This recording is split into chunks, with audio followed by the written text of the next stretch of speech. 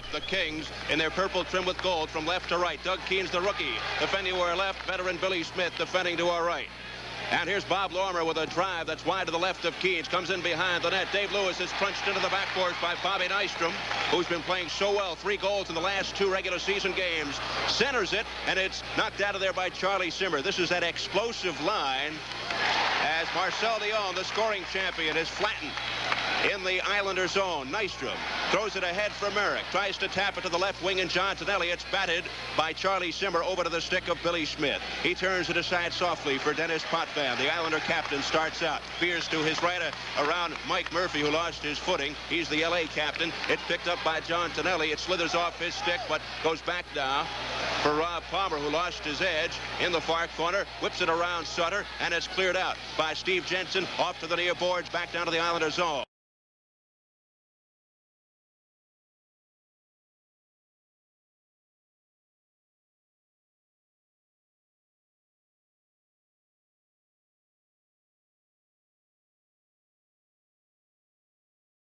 Now here's Olympian Ken Morrow. Morrow ahead for Goring. Too long. Gillies races after it.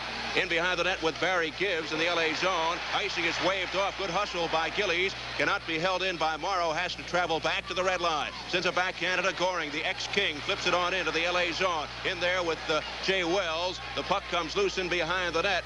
Sutter goes in hard. They sandwich it in.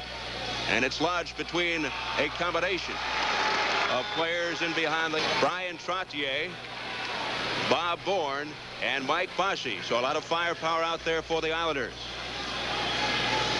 Battle for the puck in the far corner of the LA zone. Bossy throws it behind the net. Former Islander Andre Saint Laurent has the puck in the far corner, whips it around the boards to the near side. And it's cleared out, but a hard check on Billy Harris by Dave Langevin. Andre Saint Laurent against Brian Trottier. From the face-off, here's Bourne. Top of the circle, a shot that's blocked. And it comes back down now to Gibbs, who flips it into the Islander zone. Pierce on his back to get it. And it's going to be icing against the Kings. Rated by their peers and by the people in hockey throughout the season. They're chosen on a basis of being voted into the positions. Butch Goring versus Steve Carlson to the left of Doug Keens in the King zone. Playing along the near side boards as Langevin flattens Murphy, and then he decks him again. Pulled him with his stick to the ice. And the puck winds up back at the Islander blue line where... Lodge it. And when he did, he got a penalty for hooking, but it's a matter of who was hooking and who was holding on. Langevin gets the penalty anyway. Well, Langevin was hooking and Hogarth was looking. And the time of the penalty, 2:16. So it's a power play for the Kings as the Islanders shovel it down into the Los Angeles zone. The Kings in possession. This is scoring champion Marcel Dionne to the red line to Charlie Simmer.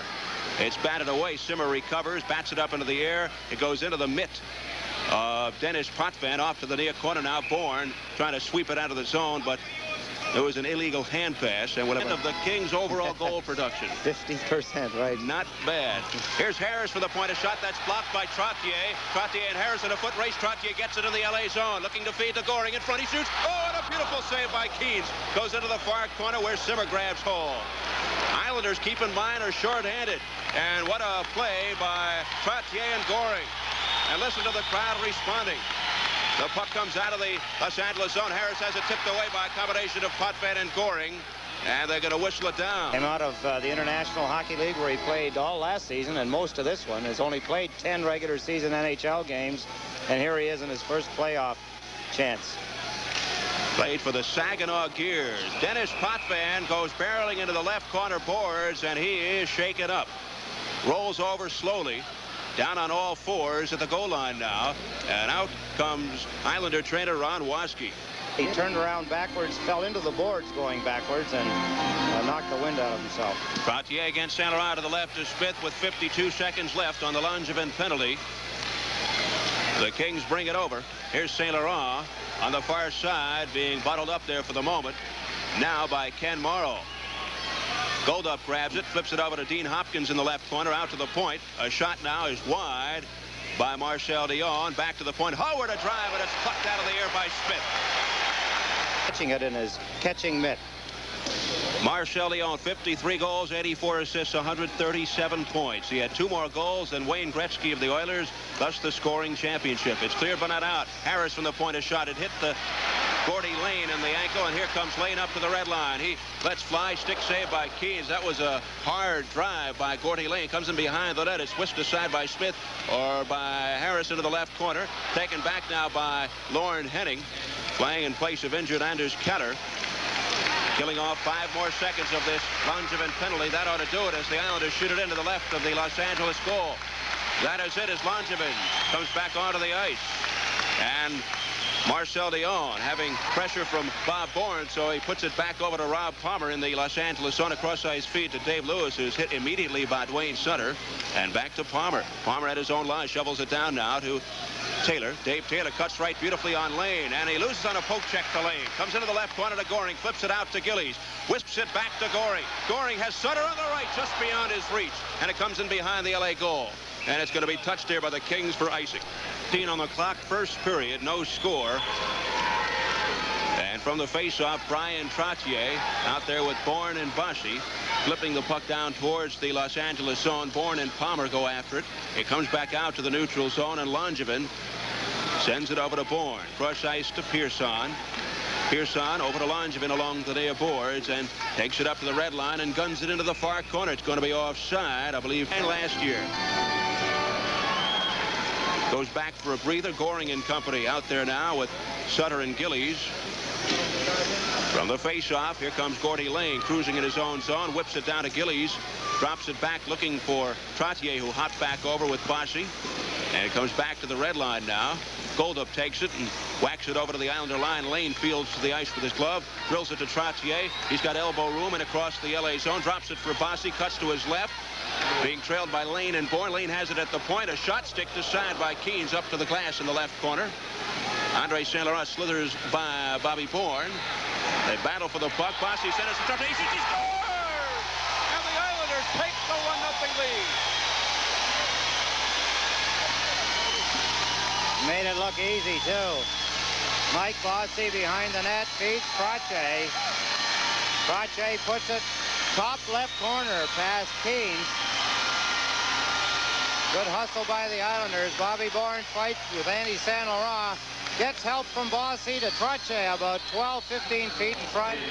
Trottier releases the wrist shot quickly. Keens down a little bit. Trottier put it over his top left shoulder. The Islanders go out in front 1-0. Big goal for the Islanders.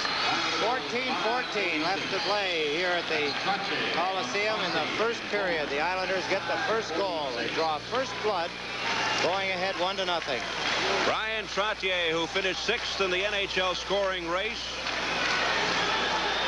breaks the seal on this one from Bossy and Bourne at 5:46. 1-0 Islanders. Merrick is drilled to the ice by Wells over at the Islander blue line, and a penalty is coming up against the Kings. A cross-check right on the Islander blue line. He gets 2 minutes, and the Islanders go out with their power play. Dennis Potvin back in action. So the Kings lose the services of their 20-year-old rookie, Jay Wells, their first-round pick in the 79 draft. Here they come on a power play, leading 1-0. Dennis Potvin apparently all right after that last fall. He circles at the red line, sends it down on the left wing to Bourne. It's slapped away by Murphy. Potvin picks it up. It's going to be offside. Delayed call by Randy Mitten.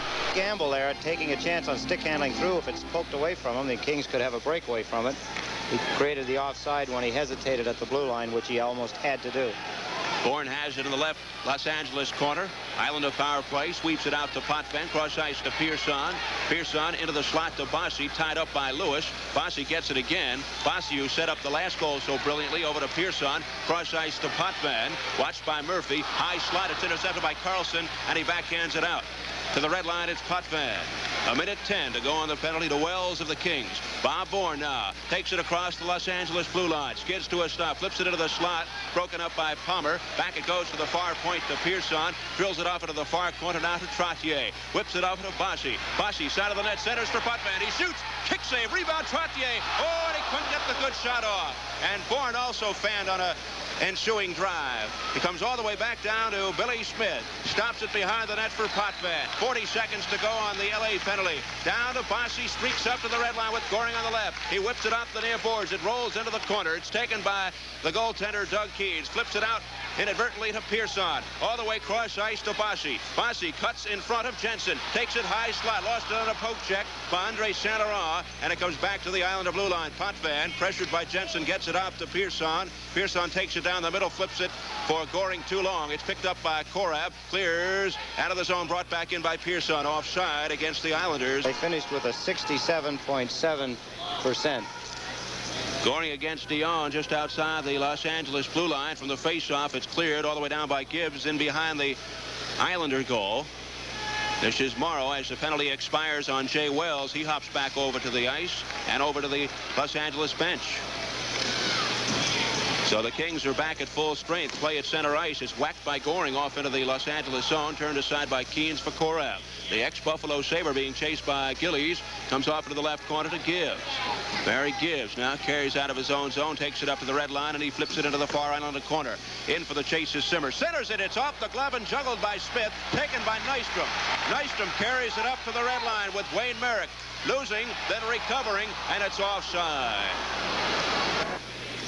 Bob Nystrom, who has been sizzling down the stretch. On the right wing, Merrick in the center.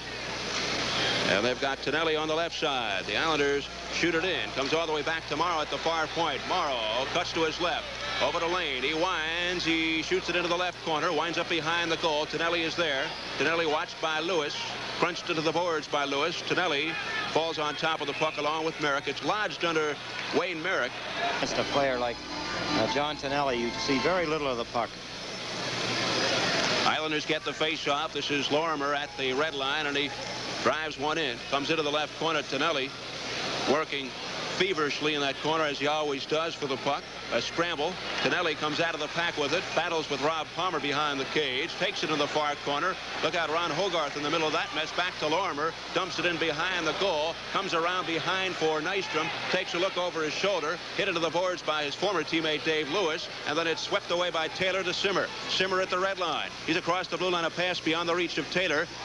Loose puck in the left corner. Simmer grabs hold. Turns around. Eludes a check by Dennis Potvin. Now Potvin muscles his way around Simmer for the puck. Drives it ahead for Nystrom, losing on a poke check by Marcel Dion. Swipes it in on goal, gloved by Billy Smith, who's tripped up in front by Simmer. And Billy Smith just gave him a dirty look, which is unusual for Smitty. That was the only course of action, which was smart. If he does anything else, he's in trouble. Hogarth is standing right there, and he'd have him on a retaliatory type penalty. Yes, sir. Here's John Tonelli from the blue line. Flips it into the Los Angeles zone. The crowd's still buzzing over that plan of strategy by Smith, which was a clever one. So I'll run down the scores that we have in a moment. Well, Billy Smith made that save a moment ago and went to throw the puck away. Actually, Simmer accidentally run into Billy, and of course, Billy likes that kind of action. He can put on quite a show for his fans here and really have nothing to do with it. Glenn Goldub coughing it up behind the Islander net to Stefan Pearson. Around it comes to Bourne, who clears it down into the King zone. Jay Wells, the 20-year-old rookie, is back behind the net, circles the goal, being chased by Trottier with 9:32 to go in period one. The Islanders on a Trottier goal ahead 1-0. A shot on goal turned aside by Smith easily. Comes off to the left corner to Pearson, who's jarred into the boards by Jensen. Out it comes to Trottier to the red line. Chugs his way up ice.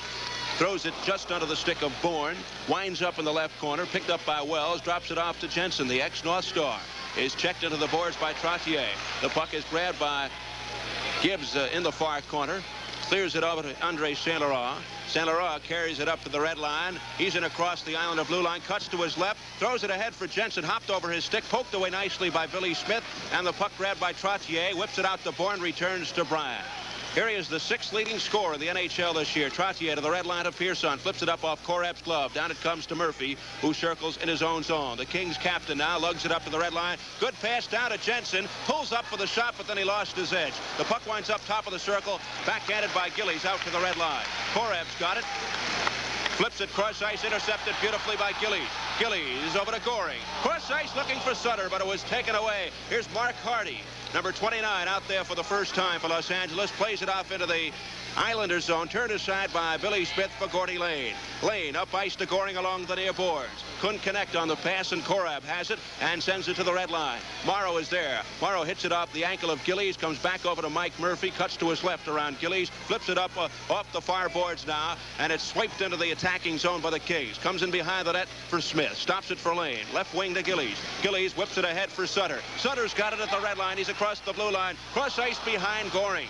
And so that pass didn't click. Here come the Kings again, led by Dean Hopkins. In across the Islander line. A shot blocked by Morrow way up into the seats. And so play is stopped. There's a break of the action. Bob in front of the Islander blue line.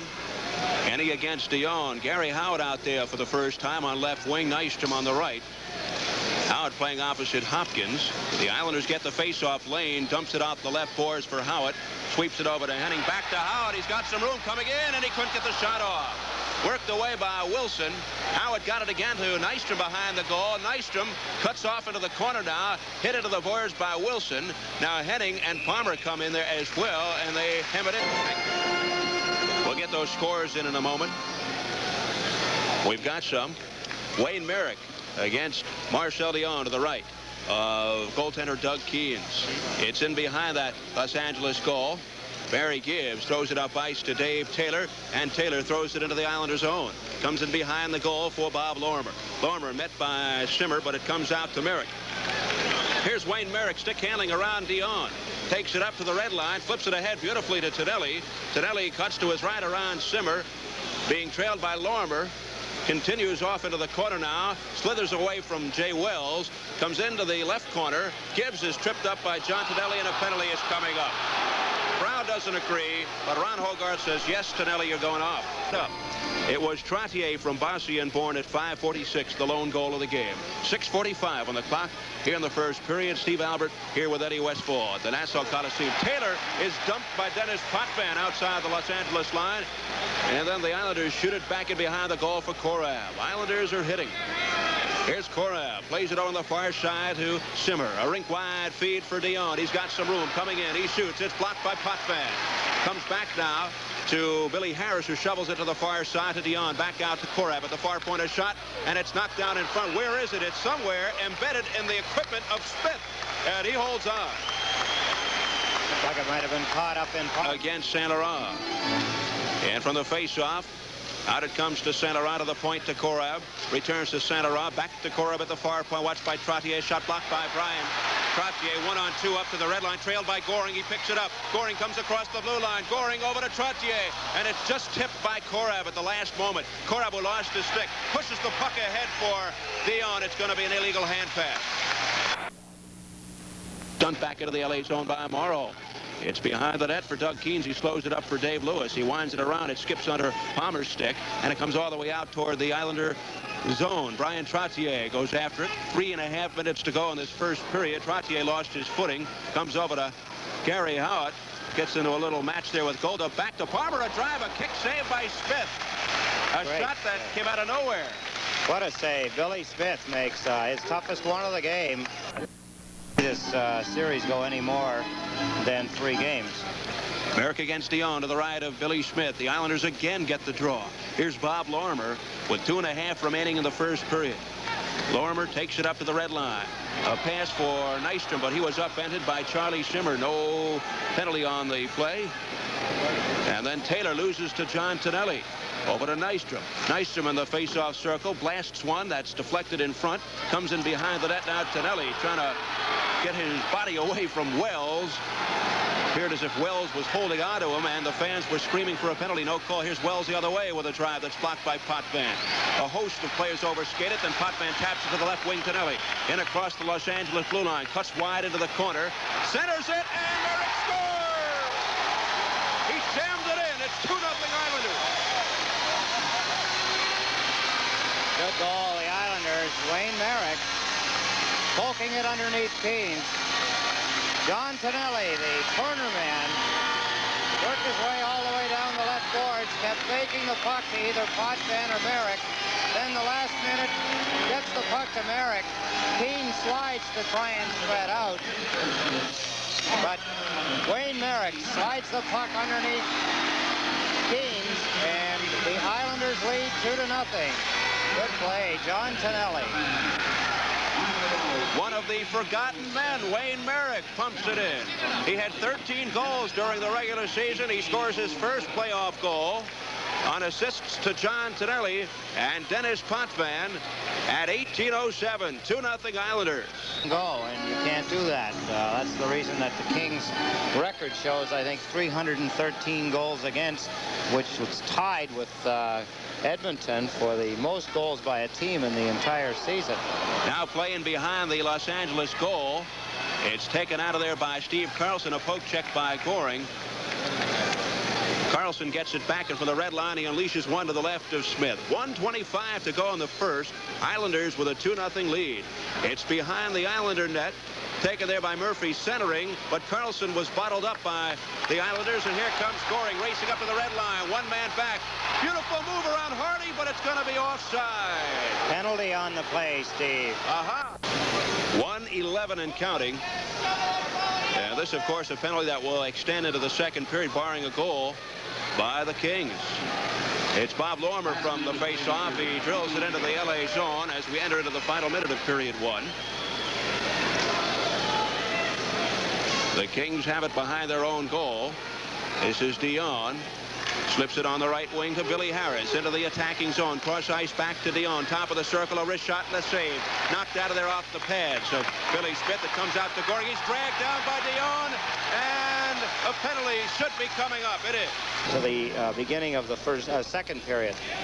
So not a smart penalty at all by Marcel Dion to even things up here as the clock winds down. 30 seconds, but the Kings keep it going. Here's a shot by Lewis that was almost intercepted by Bossy. Back to Lewis. Swings it in behind the Islander net. Taken to the far corner. Bossy and Carlson. Carlson whips it out to Lewis. Cross ice to Palmer. Palmer winds. He shoots, and it blazes wide to the left of Smith. Karam's off into the far corner. Murphy's got it. Grabs it away from Bossy. He can't get it past Lormer. Bossy takes it with 8 seconds to go, and he clears it down toward the Los Angeles blue line. Rob Palmer races back with 3 seconds on the clock. Gets it over to Dave Lewis. Cross ice to Palmer. The buzzer sounds. And that ends the first period. A good one for the New York Islanders. They'll be 4. Unreal. Really is. Here we go, second period. 48 seconds on the Gillies penalty. 1:22 on the Dion. Each team a man short. But the Islanders will have the advantage momentarily. Kings skating from right to left. Islanders from left to right. Billy Smith defending to our left. Rookie Doug Keens in goal to our right for Los Angeles. This is Lane to the red line to Goring. It hopped off his stick, and Davy Lewis has it. Plays it over on the far side now to Bert Wilson of the Kings. He blasted it off the stick of Butch Goring. Picked up at the red line by Saint Laurent. And Saint Laurent runs into Gord Lane, who kicks the puck free, but it's taken back by Wilson to Lewis. Lewis hops it over the stick of Glenn Goldup, picked up by Saint Laurent. Saint Laurent runs into some heavy traffic, takes it wide into the corner, drills it on the Goldup's stick. It's in behind the net for Kenny Morrow. And Morrow sliding away from Goldup. 5 seconds on the Gillies penalty, so in 5 seconds the Islanders will have a power play. Play is kept in the Islander zone in the left corner. Goldup battles with Morrow. Here comes Gillies back to the ice, so 30 seconds of a power play with Dion in the penalty box. Play to the side of the Islander goal. It's snapped back to the point for Lewis. He shovels it over to Goldup, makes a move in front, backhander save, and it's batted away by Billy Smith over to Gordy Lane. 18 seconds on the Dion penalty as Lane is dragged down from behind by Saint Laurent. They both fall to the ice. Gillies works it free. Islanders having trouble escaping the zone. 8 seconds to go on the Dion penalty. And finally, Lane finds some daylight, carries it up to the red line. That'll do it on the Dion penalty. And he's out of the penalty box. And so both teams are back at full strength. It's blasted across the Islander goal line by the Kings.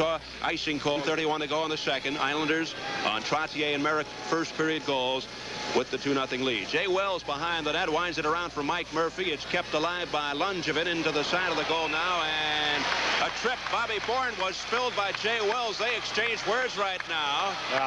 Bobby's being smart about it too, Steve. He's just standing back saying to him, "Nice going, clown." Yeah. He's saying, Paris or not, he's no use to the Kings right now. He's in the box. Here's Potvin to Bourne. Face-off circle to the left of the goaltender. Back it comes to Potvin. A wrist shot. It's blocked beautifully by a sliding Dave Lewis. Islander fans remember Dave Lewis for those kinds of saves when he was with the Islanders. Here comes Bourne. Slides it back to Pearson. Drills into the left corner for Bossy. Good move around Palmer. Back to Potvin. Cross ice onto the far side to Trottier. Drills it out to Pearson at the point. He shoots. Oh, and it's deflected over the crossbar by Bossy. Bossy whacks it behind the net for Trottier. He's all alone. Here's Trottier. Bossy's at the side. What will he do? Brian Trottier still with the puck. It dribbled over the stick of Bossy to Pearson to Potvin. He shoots wide. Rebound behind the net, Bossy. Bossy coughs it up to Palmer. He slides it, but not out. Kept in for the moment by Bourne. And now Potvin dumps it over to Bossy to Bourne. Bourne swerves away from Palmer. Takes it far point. Over it goes to Potvin. Watched by Steve Jensen on his backhand, switches to the forehand, drills it over to Bossy. 58 seconds on the penalty to Wells. Back to Potvin, high slot. Potvin is stopped by Jensen, takes it back to the far point. Dennis Potvin, egged on by the crowd, throws it off the stick of Keens. Back to Bossy it goes. Bossy circles the net, takes it to the far corner, drills it out to Potvin. He shoots, save, rebound, and it's gloved by goaltender Doug Keens. Dennis. Rookie goaltender, face off to Keens' right, and is scoring against Murphy. From the face-off, back it goes to Potvin, closes in, he shoots, and it's blocked. Combination of Gillies and Hardy, and it wound up in the seats.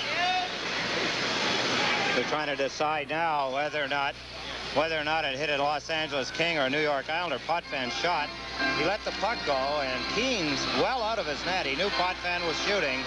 He was a good 15 feet out of his net when he made the stop, or it was deflected. They've decided that it was off a Los Angeles King player, so that the face-off will be at the point the puck was deflected out. If it had hit an Islander, then of course it would be outside the blue line. Which came at 1:38. Potvin keeping it in, but not for long. It's smacked out by the LA captain, Mike Murphy. Skids down to the Islander goal line. Pearson puts on the brakes. He'll spearhead the Islander power play attack. Flips it out to Gillies on the left wing. And the puck is taken away by Murphy. He falls down, and that was a phantom trip. Nobody tripped him, and he's getting a penalty. Well, Dennis Potvin was the guilty party. 2 seconds left on the penalty to Wells, so they're at equal strength now for the next 14 seconds. So 3:20 the time. And play is in the Islander zone for Bob Bourne. Bourne behind the net over to Gordy Lane. Returns to Bourne. It got past him. Steve Carlson grabs hold for the Kings in the far corner with Henning watching. Here's Carlson, checked by Morrow. Carlson maintains control. Whips it to the point. Nobody home as the Kings were making a change. Carlson didn't take a close enough look, or he looked and then looked down at the puck to make sure he had control. And as he passed it back to the point men were both changing. It's a power play now, Eddie, for the Kings with Wells out of the box. A minute 20 on the Potvin penalty. This is Lauren Henning circling in his own zone. Henning dishing one down into the left corner in LA territory. It's slowed up by the goaltender Keens for Dave Lewis. Lewis engineers the power play for Los Angeles. Trying to get on the board. It's 2-0 Islanders early in the second. This is Marcel Dion. Cuts to his right into the Islander zone. And a burst of speed. A shot was staved off the stick. Keens, or rather, here comes Trottier. Down into the attacking zone. Trottier shoots. He scores! Short-handed goal. And it's 3-0 Islanders. Now, Davy Lewis, who is not used to playing the power play, I'm sure, a little sneak struck on the left point. He went to shoot the puck, and he missed it almost altogether. Trottier picks the puck up, takes a run for the net. The other Los Angeles point man slowly trying to cut him off. Trottier goes to the backhand. Keens makes a weird move. He takes a slide at the puck. Trottier's backhand is on the ice, and as Keens is in the air trying to slide over, thinking that Potvin's going to backhand it high, Ryan puts the puck on the ice inside the right goalpost. The Islanders get a short-handed goal for. They go ahead 3-0, and there's still 50 seconds to kill on the penalty to Potvin.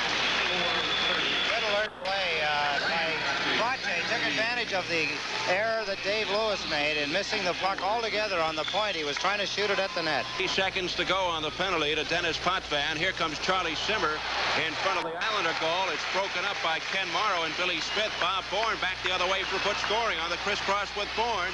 Feeds it off into the left corner. Billy Harris grabs it for the Kings. He starts out, and he drills it under the stick of Charlie Simmer. Simmer and Morrow converge in the left corner. It's taken out of there now by Taylor. Here comes Dennis Potvin out of the penalty box. Taylor dumps it behind the net into the far corner to Dion. Marcel Dion takes a look, takes it behind the net, centers it, throws it into a crowd, and the puck is loose behind the goal, picked up by Taylor to Dion. Left point, a shot by Korab, and it's wide. Bourne corrals it off the far boards. He accelerates to the red line, 3-on-2 if they hurry. Here comes Bourne, back to Potvin. He can't get the shot off. Pulled away by Marcel Dion. Could not hurry the shot. And the puck winds up back in the Islander end. Good defensive play by Marcel Dion on checking Dennis Potvin from behind. Potvin was getting himself into position to take the shot when he checked from behind. Pittsburgh leading Boston 2-0.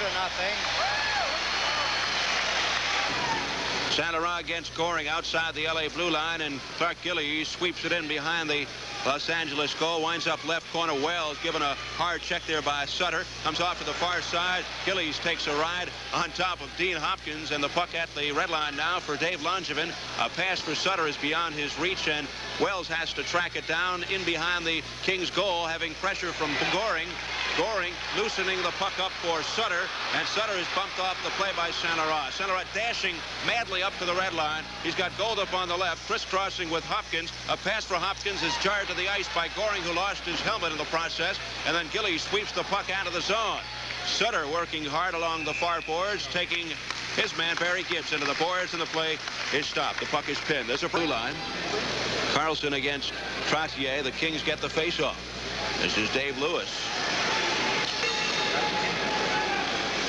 There's Wilson sending one into the near corner in the Islander zone, picked up by Morrow. Battle for the puck in the corner now. Murphy grabs it for the Kings, centers it, and it went off Carlson's stick. Couldn't hold on to it. This is Trottier lugging it up to the red line for Howard. He's got Bossy on the right. Bossy swings into the left corner, losing to Dave Lewis, banks it off the backboards. Lane is after the puck now. Lane with Palmer. And Palmer caroms it around, but Howard will keep it alive. He dumps it behind the net for Trottier for Bossy. He jams it, and a save by Keys. Back it comes to the red line for Morrow. Off the near boards for Bossy. Rink-wide pass for Lane.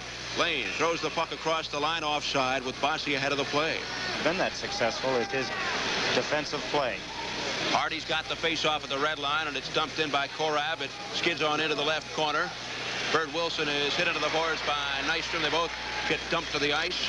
And then Korab throws it to the side, cleared out by Lormer to the far corner. Over to John Tonelli, sweeps it down to Wayne Merrick. Out of the Islander zone, a backhander for Nystrom, who was restrained and couldn't get the pass to connect. And the Kings start back out behind their own goal. It's Dave Taylor. Taylor now over on the far side for Korab. Big Jerry King Kong Korab flipping the puck softly on goal. Turned aside by Smith. Off to the near boards to Nystrom. Nystrom losing to Hardy. It's for capture, though, by Lormer. Flips it out to Potvin. Intercepted, though, by the Kings. And this is Merrick recovering for the Islanders, and he throws it down to the Kings' zone. 9 minutes gone by in this second period. The puck is tied up behind the goal. Hardy has it taken away by Taylor in the LA zone. A pass out to Potvin. He shoots, and it just went off the equipment, the right shoulder of the goaltender Keys. Almost trickled in. Here comes Saint Laurent streaking down ice all the way down, and he's taken down by Lormer. A pass in front broken up by Potvin, and then Goring dumps it out of dangerous waters out to the red line of Gillies to Nystrom on the right wing. He's flying. Here comes Nystrom in the corner. Centers for Gillies. Couldn't get the shot off, and Goldup rescues the puck. Takes it behind the net, being jarred from behind by Goring. Goring not letting up. Took the puck away for Sutter. Sutter centers to Gillies. He shoots, and it's wide. Around it comes to the near point to Pearson. Drives it around behind the goal to Sutter. Sutter has daylight in the corner. Sutter comes to the slot. Tripped up by Barry Gibbs. The fans yelling there's no penalty. Here comes Gibbs up to the red line, and he throws it into the near corner. It's chased down by Sutter. 10 minutes to go in this second period. The Islanders leading it 3-0, and it's Pearson along the near boards. Now he veers to his left up to the red line. Goring was tripped up, no cause. It's offside. Goring was spilled across the line, and it was offside. Game working. On the face-off, Langevin launching one in, a bouncer to the left of the goal, comes to the left corner, and Bossy drills Wells to the ice. He's down on his back. Battle for the puck in the corner. Trottier working it away from Carlson. The Bossy shoots. He scores! He stuffed it in on the backhander, and it's 4-0 Islanders. Well, that's 3 goals that the Islanders have scored while Keens has been trying to sprawl. If he'd have been standing up, all of those pucks he would have made the save on. Bossy into the corner. Just working in there is Brian Trottier. No, that's, Trottier to Bossy. Bossy just slides the puck. Keens is down, trying to sprawl out, trying to spread out in front of the net. It doesn't work. Bossy rolls the puck into the right-hand corner to get the Islanders' 4th goal, and I think the floodgates are liable to open up now. Mike Bossy has scored 51 regular season goals, gets his first of the playoffs from Trottier and Langevin at 10-19. The Islanders leading it 4-0. Here comes the Kings, and Murphy lets fly, and it's gloved by Smith, who holds on. Well, Bossy, Eddie, really... Face off to the left of Smith. The Islanders have it with 9-12 and counting here in the second period. Game 1 of this opening best-of-5 playoff series. Bossy on a steal. Bossy hurdles around Palmer, takes it into the zone to Trottier. He shoots, and a save by Doug Keens.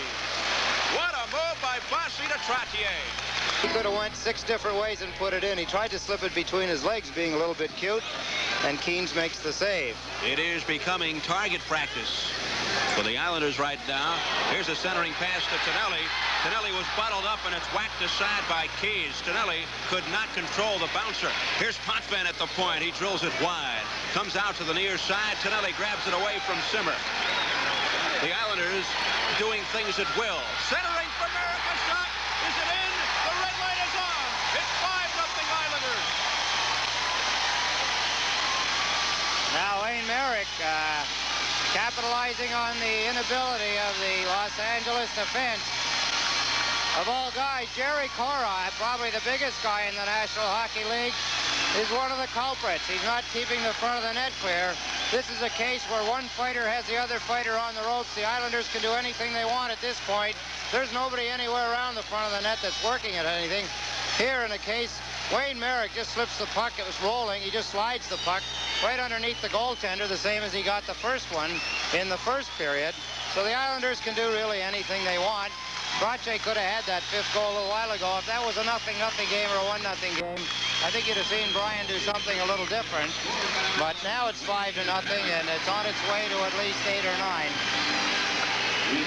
We've got 8:31 left here in the second period. The Islanders have 5-0 lead, and the Kings just don't look like they're interested, to be honest.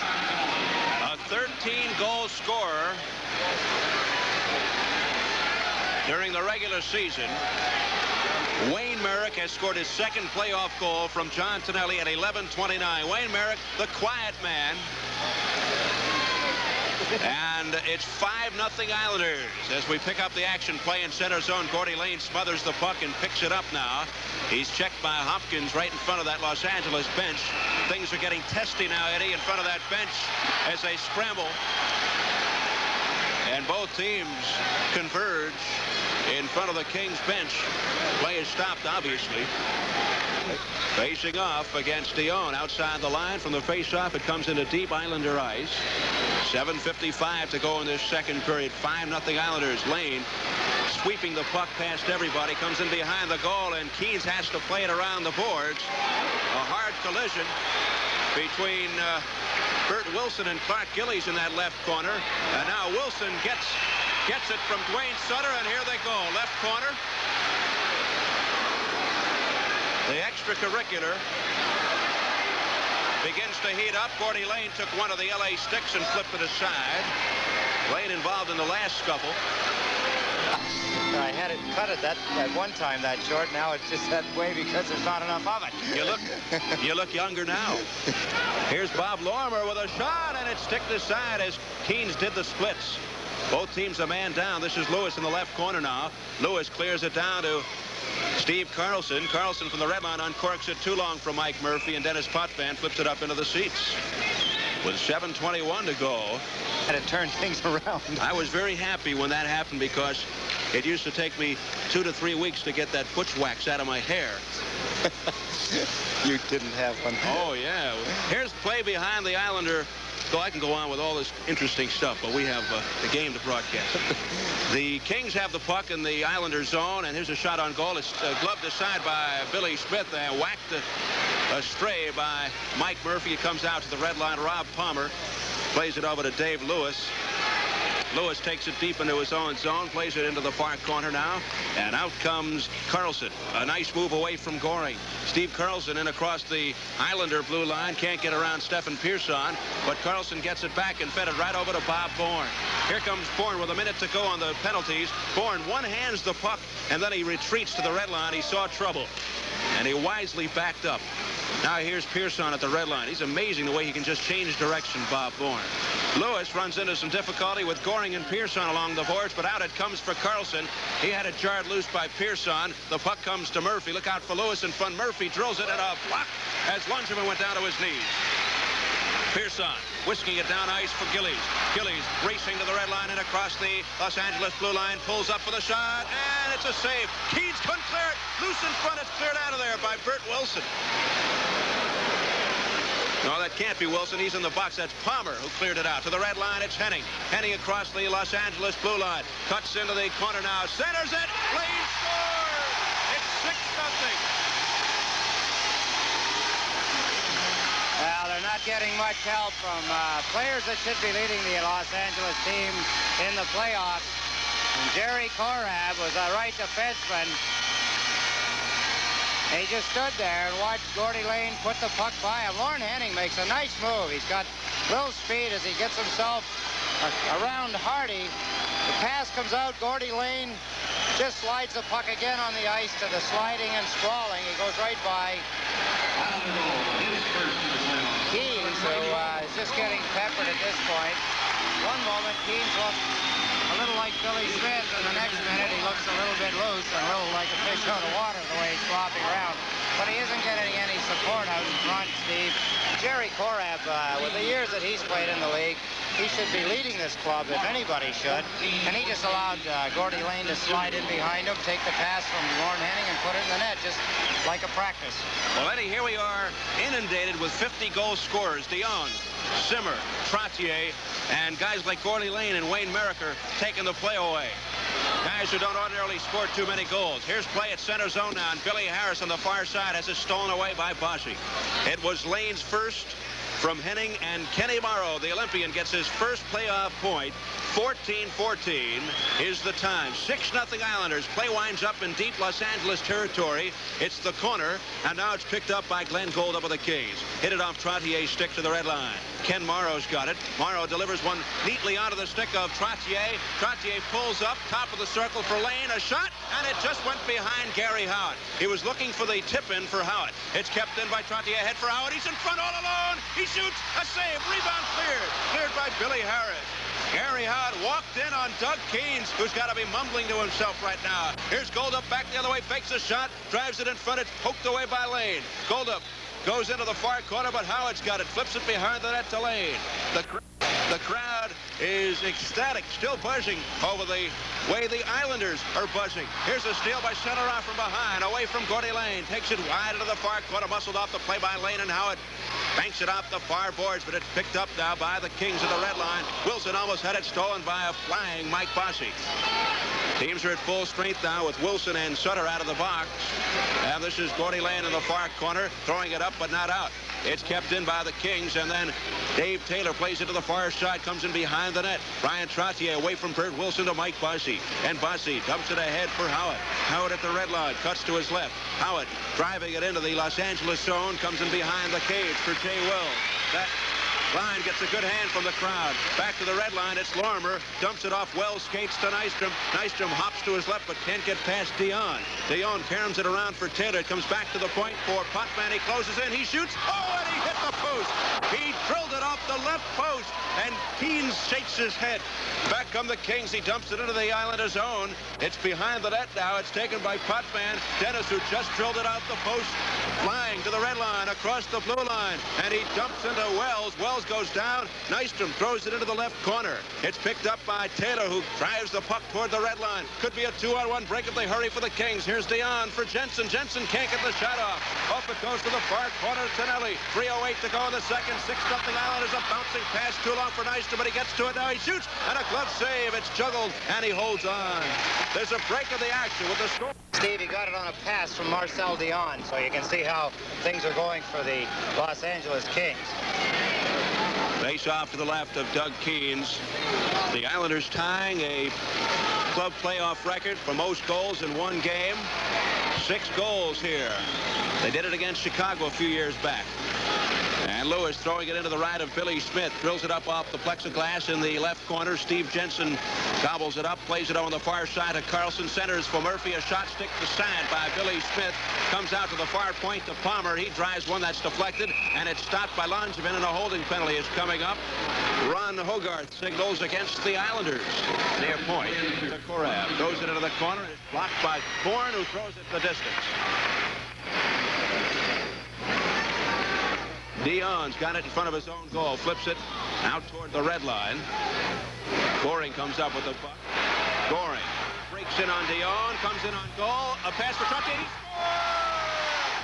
7-0. What a pass by Goring. Brian Trottier has the hat trick. Here come the hats onto the ice. Now Butch Goring, good hustle. Gets around Dion. That leaves Korab all alone with Trottier breaking in on the left side. Butch Goring makes a fine pass to Brian Trottier. I mean, this time he's not going to play with the goaltender, Keens. He takes the puck and drills it into the top of the net. Another short-handed goal for the Islanders. They've still got 4 seconds left to kill on the penalty to Stephen Pearson. It's their second short-handed goal, which is an Islander record. They have 2 short-handed goals in this one game, which is a record, of course, as I mentioned, for the New York Islanders. So it is a night to remember for the New York Islanders in this playoff game with the Los Angeles Kings. They take a 7-0 lead. Brian Trottier with a hat trick, 2 short-handed goals. As Eddie pointed out, an Islander playoff record for one game. 19-20 is the tie. And they should have, in all fairness, at least 3 more goals. The kid, Keens, has made some good saves that has kept the score from mounting to even more. But, of course, we're not finished yet. There's 40 seconds to go here in the second period. They could get a couple more yet. And then we've got the whole third period. I don't think Los Angeles is going to get back in this game. As a matter of fact, I don't think it. I know it. You're really going out on a limb, eh?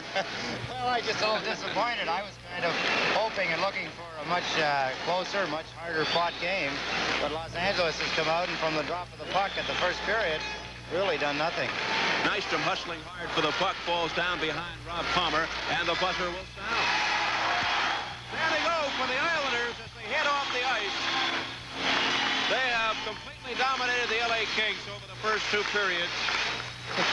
If this was the end of the game, Steve, and you were to ask me what the turning point was, I'd have to admit it was the national anthem. Yeah. So we've still got the third period to play yet. And he gets the draw back to Pearson. Pearson closes in. He shoots. He scores! It's 8-0. Stephen Pearson rifled it in. The Islanders have an 8-0 lead. Right off the face-off. Good draw. Lauren Henning gets it back to Stephen Pearson. Pearson picks the top right-hand corner and just blows it like a fastball right by Lazard for the 8th Islander goal. The sky's the limit. Lauren Henning gets his second assist. Pearson, his first goal at 2:15. And the Islanders control again. Langevin into the Los Angeles zone. Behind the net, it's Mark Hardy taking a whack at it. Comes to Sutter at the side, comes in behind the net. Centering for Henning, he pulls up, and the shot was blocked in front. Here's Gillies in the far corner. The Islander fans hungry for number 9 right now. Dion with a drive and a kick save by Smith. Here it comes to Goring, unleashes for Bourne. He comes into the King zone. Bourne trying to get around Dion, who took it away. Hit the side of the net. Bourne looking for a short-handed goal, and he almost did it. He stuffed it into the pads of Lessard. And where is it? The puck puck is sitting somewhere underneath Hardy over there, and Sutter. They're going into a shoving match now. They drop the gloves and they go to it. In front of the Islander bench, Sutter and Hardy. They're in a bear hug right now, trying to get loose for a couple of punches. Hardy and Sutter braced for action. And Sutter, maybe he landed with a left cross. I don't know. It's hard to say from up here in the booth, but he lunged with the left. Now they hold each other off. Sutter lost the helmet. Hardy remains with his. Trying to get loose again for some shots. Sutter has one or two into the face of Hardy. And now Hardy is trying to send Sutter over the boards into the Islander bench, but the linesmen come in to break it up. Could be some blood there on the face of Dwayne Sutter. Might got a little bloody nose or a lip. There's a break of the action. The score, Islanders 8, Kings nothing. And that is it. It's over. The Islanders take game one of this opening best-of-5 Stanley Cup playoff series. Now, it's a big game for the Islanders, Steve. They needed a win. It's at home. And that's the start they needed. They got it probably a lot better than they had thought. So once again, the final score, the New York Islanders 8, the Los Angeles Kings 1.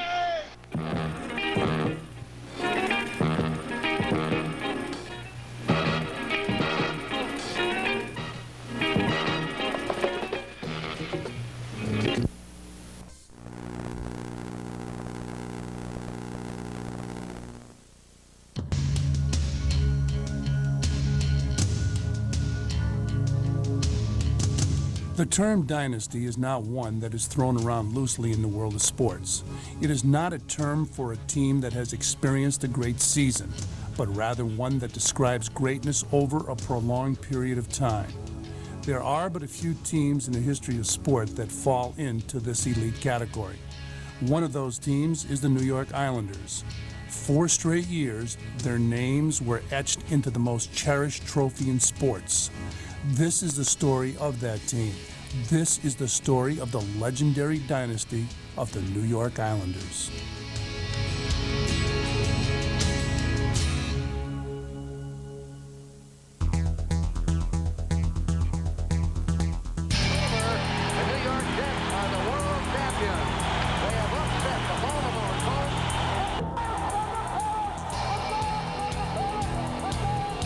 We see Willis coming out. There he comes right now.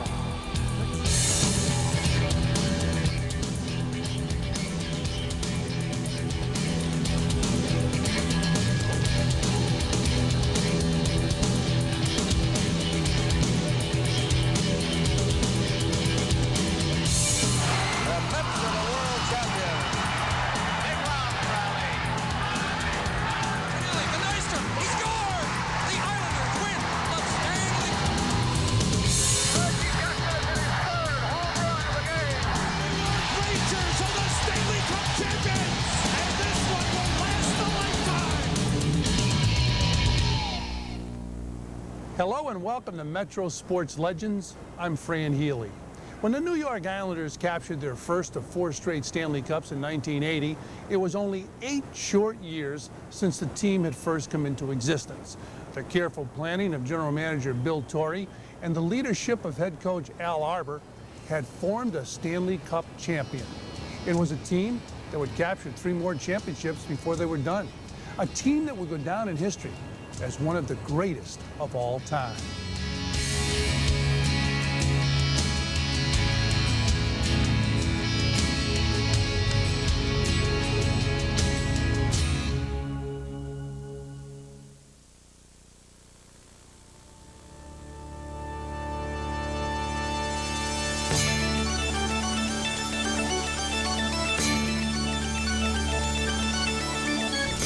The 1972-73 National Hockey League season saw the birth of 2 expansion franchises. One was the Atlanta Flames. The other came to a desolate, windswept area of Long Island and became the New York Islanders. The new team's owner, Roy Bull, who already owned the New York Nets of the American Basketball Association, would make a monumental decision on February 15, 1972. It was the day that Bull would hire William Arthur Torrey as the man responsible for building the Islanders franchise. Roy did approach me. He had put a group together, obviously. He was running the Nets in Long Island. And a good part of the ownership group of the Nets, plus some other Long Island people, were bankrolling it.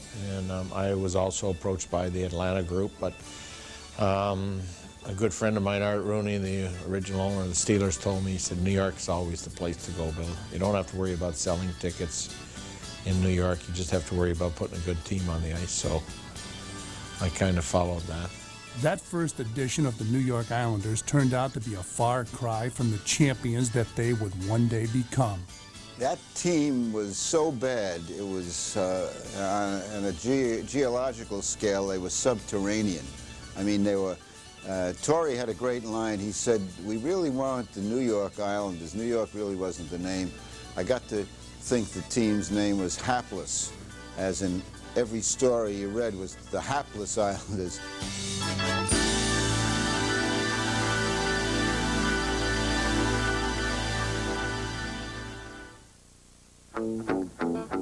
The New York Islanders lost a record 60 games in that first season, yet Bill Torrey made many outstanding decisions in the formative years of the Islanders dynasty, one of which was his choice for a coach to take over in the team's second season, Al Arbour. However, getting Arbour and his wife Claire to New York would take some doing. They thought Long Island was like Manhattan, you know, downtown New York, and it was a little scary for them with 4 young children, and just the thought of New York kind of scared, I think, Claire more than Al. We happened to be on a short vacation in Fort Lauderdale and walking the beach and met a couple from Long Island, and one thing led to another, and they just were so descriptive and just so happy and just loved Long Island. And so I turned to my husband and I said, well, maybe we shouldn't shut that door. Why don't you go see? And which he did. Mr. Torrey kept inviting us anyways. So he proceeded to go. I stayed with the kids in St. Louis, and he went to visit. And his first remark was, Claire, you can't believe it. You don't see houses for trees. You know, and he loves trees, so he thought Long Island was beautiful. So I said, well, maybe we'll give it a try, which we did. With Arbour in the fold, Torrey continued the work of giving his new coach the players he would need. The two worked together in forming the type of team they wanted, preaching patience along the way. Anybody that was in the business knew that there were the next 2 or 3 years, there was a lot of extremely gifted young players coming. Being at the bottom of probably the chances of being at the bottom, we were going to be picking first or second or very, very close to the top, so that we had a chance to stock ourselves with a lot of good young talent if we had the patience to take that route. Bill Torrey had a game plan, and his game plan was similar to Sam Pollock, the great general manager of the Montreal Canadiens, and it was to build through the draft. And Bill Torrey, knowing that his team was not going to finish anywhere but last or almost last for the next 5 years or so, was going to get the premier draft picks, and he wanted to build the team with those draft picks in mind. And in so doing, he stayed the course. And he picked up Billy Harris the first year, and then Dennis Potvin the second year, and then Clark Gillies and Brian Trottier, and then Mike Bossy, and that was the nucleus of the team of the future. Bill and I seemed to be in the same wavelength, the same page, and we worked very well together. And it's to build something from scratch. That was the interesting part of it. And setting the stage, what kind of team we're going to have, what was demanded, what's going to be demanded of them, and to build a club from scratch. I thought it was a great challenge, and I enjoyed it tremendously.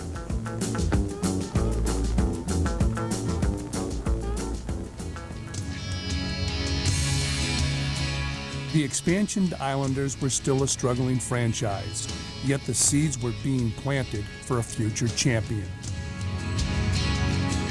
And then the figure of Al comes out of the coaching room with his sweatsuit on and a whistle. And for the next hour, it was just me, Al, and that whistle.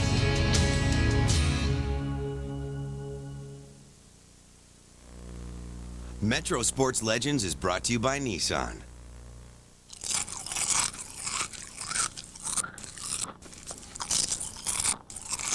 So you've thought about going to the dentist.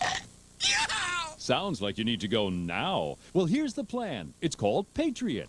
With the Patriot Dental Plan, you'll receive a free dental exam, free x-rays, and up to 60% off all your dental fees. Now, we're not talking about a discount dental plan where you just get a small percentage off unknown fees and procedures. With the Patriot Dental Plan, you'll receive a detailed fee schedule with over 150 different dental procedures on it. This fee schedule will show you exactly what you'll pay and how much you'll save. Plus, Patriot will let you try their dental plan free. That's right. Patriot will send you a trial membership packet that includes a welcome letter, ID cards, full details on the plan, a personalized list of dentists in your area, and a detailed fee schedule comparison sheet. Go to a participating dentist, even receive your free dental exam and x-rays, and pay no upfront enrollment fee. The Patriot Dental Plan. We take the pain out of the cost of going to the dentist. Call today for more information. What makes the new 255 horsepower Nissan Maxima the envy of all luxury performance sedans? A top 10 engine 8 years running. Voted best in class. 50 safety features. Hey, if you were a luxury performance sedan, you'd be jealous too. And now, get low 3.9 APR for 60 months or $1,000 cash back on a new Maxima. Offers end January 31st. Nissan. Driven. The Institute of Culinary Education has been an eye-opener for me. The instructors at the Institute are amazing. It's 5 minutes away from Union Square. You have the farmer's market. You're surrounded by so many restaurants. I spent a lot of time looking at other schools. This was the place I felt most comfortable. From chef, baker, or restaurant owner to caterer or cookbook author, we've been training people to do what they love for 25 years. We offer job placement, small class sizes, and flexible schedules. The Institute of Culinary Education. Call now for a personal tour.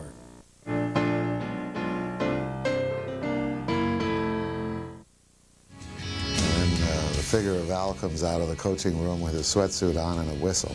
And for the next hour, it was just me, Al, and that whistle.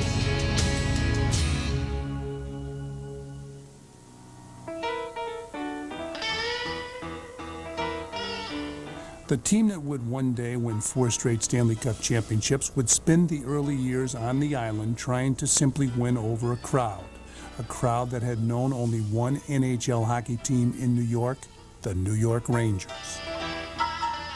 At the beginning, they were embraced as you would embrace a Marx Brothers movie. They were clowns. I mean, there were a lot of laughs. It was like watching Billy Crystal.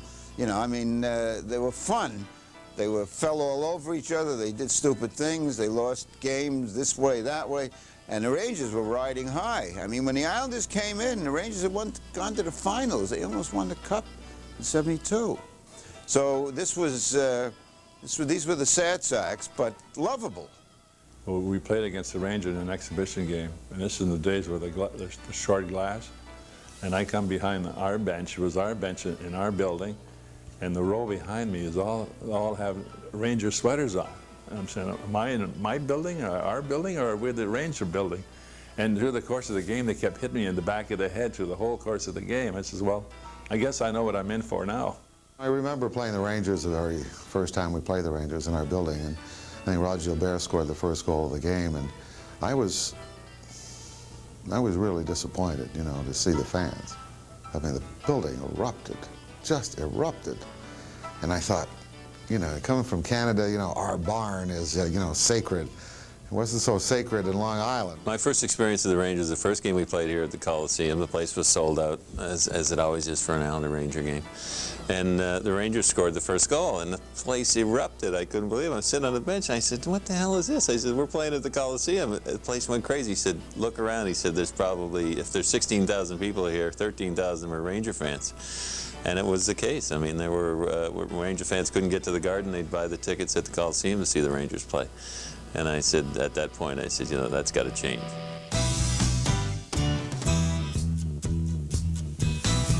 They would change. The lean years on the island did not last for long.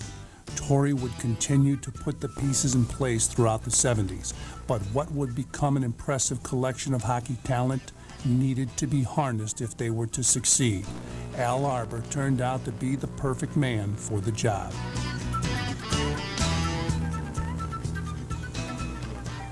Al had kind of set the groundwork down at training camp when he took us out for our first day of practice, and normally you just skate around at that time and just, you know, get a feel of your equipment. And we were still out there 2.5 hours later. So we kind of got the idea that here's a guy that meant business. He set the standard, and that was it. And everybody, didn't matter whether it was Dennis Potvin or Mike Bossy or Davy Lewis and somebody they just brought up from the minors, everything was the same. He was a very fair man, and he never wavered. Al seemed to have the right psych on everybody. He seemed to know when to yell at a guy at the right time, and he could only yell at the guy that would go out there and be mad at him and perform better. He couldn't yell at the guy that was going to maybe take it heart to heart and not perform better. So he had everybody pinned that way. What Al was able to do was he treat each and every fellow on that team as an individual. He treated Wayne Merrick a lot differently than he treated Dennis Potvin, and he treated me a lot differently than he treated Mike Bossy. So he knew how to push everybody's buttons and how to get them motivated and how to get them going. We knew if we were playing bad on the ice, one period would come in, you know, the crap was going to hit the fan when he came in, and he knew how to get us going, and you know, he loved that guy. Al Arbour had spent his entire life in hockey. As a player, he had been part of the Stanley Cup champion. He understood the dedication that it would take to win and pass that discipline along to the players, a message highly touted rookie Dennis Potvin got loud and clear during his first season on the island. I tried to get to the rink for that 10 o'clock bus, and I found out later they left at about 10:06. That's sort of unheard of today. I think they'd wait for anybody. But I think Al had it in mind that he wanted to make sure and get across that you know, I had to start thinking about the team, and I had to start thinking about my responsibilities. And being on time was very much a responsibility Al expected from all of us. But that was a very difficult day because I really didn't know what to do. And I didn't get a call till 6 o'clock at night from Philadelphia. And Al said, don't worry about it, stay home, just meet me at practice tomorrow and be on the ice at 8:30. So I said, fine. I got to the rink, you know, 7:45, 8 o'clock, and nervous. There was nobody around. Didn't bother me so much. And then by the time I got fully dressed, it was about 8:25. There still wasn't anybody in the dressing room. And then the figure of Al comes out of the coaching room with his sweatsuit on and a whistle. And for the next hour, practice was at 10 o'clock. The next hour, 8:30, 9:30, was just me, Al, and that whistle. The turnaround of the Islanders began in earnest in 1975. Just 3 years after the team's inception, the New York Islanders would take the biggest step yet in their rise to the NHL's elite with their first ever playoff series win. Better yet, the milestone moment came at the expense of the hated New York Rangers in overtime of the third and deciding game at Madison Square Garden. Goes into overtime, just a matter of time before the Rangers, you know, get the winning goal, except the Rangers made one mistake. They forgot to get the puck. So the Islanders get the puck, throw it in the corner, centering pass, bang, Jay Parisi knocks it in. Brad Park is trying to grab him, and it's behind Jockerman, and the Islander franchise is made. It was the type of thing that you really didn't think you could do it because the Rangers were more established and everything else, but you know, it's the old saying, give it everything you got, you know, we're in overtime, we're in the city, what more can we ask for? And it just happened. And I think it started the team thinking, yes, that maybe we could win. The Rangers had a solid hockey club. I'm glad it wasn't the 4 out of 7 series because we might have been in trouble. But it was the start, and then it was you know, the players got a taste to winning. It's a learning process, learning how to win. And they made their first step right there in learning how to win. It was very, very important for our club. J.P. Parisi's overtime stunner had put the Islanders on the hockey map. They went on to defeat the Pittsburgh Penguins in the second round, overcoming a 3-0 deficit in the process, becoming only the second team in NHL history to accomplish such a feat. They finally succumbed to the eventual Stanley Cup champion Philadelphia Flyers in the semifinal round, but the New York Islanders had arrived.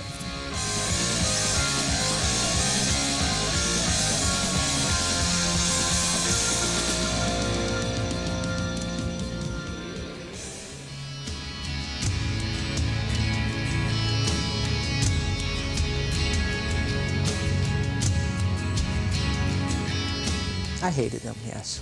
You learn to hate them when you play, and I've been known to lose my temper, and I did. I learned to hate them.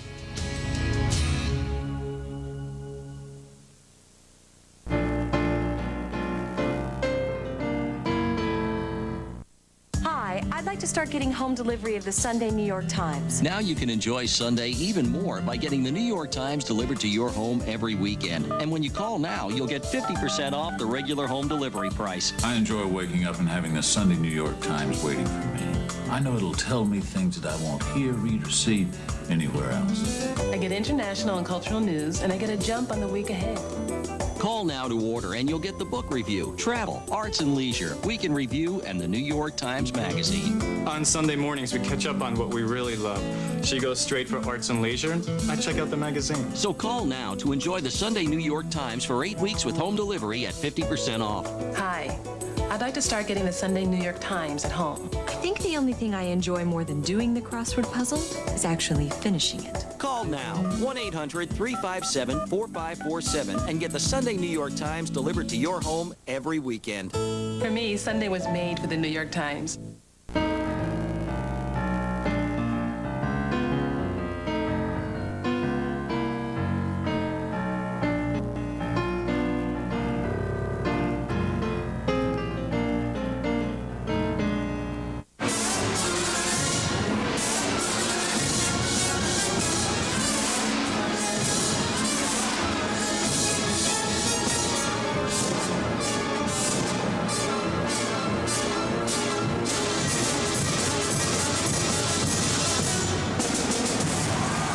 Everyone has a New York dream. Come find yours. Who in the heck is this guy Philharmonic? The New York Miracle. Be a part of it. What makes the Nissan Pathfinder the envy of all SUVs? The #1 selling import SUV in the Northeast. A 5-star crash test rating. 240 horsepower. Hey, if you were an SUV, you'd be jealous too. And now, get low 3.9 APR for 60 months or $1,000 cash back on a new Pathfinder. Offers end January 31st. Nissan. Driven.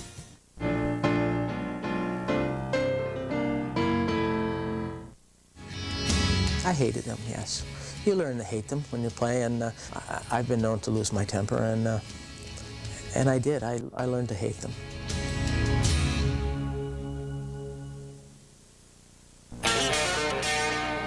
New York had not been home to 2 NHL teams since 1941, when the Rangers shared the city with the New York Americans.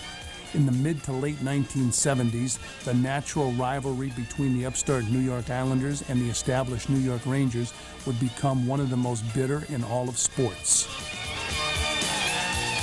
Obviously, there was a dislike. I mean, in order to be fired up to play somebody, you gotta want to go out there and do everything you can to beat them. And we used to fuel each other's fires. Guys used to say certain things, and we'd get on the ice. There was certainly no love lost when we got out there. They were always putting the Stanley Cup in their locker room before they were even getting there, and they'd say a lot of things publicly in the newspaper that we used to motivate ourselves, and we'd put it on the board and we'd highlight it, and to me, they were too cocky and not respectful, and there's such a fine line there.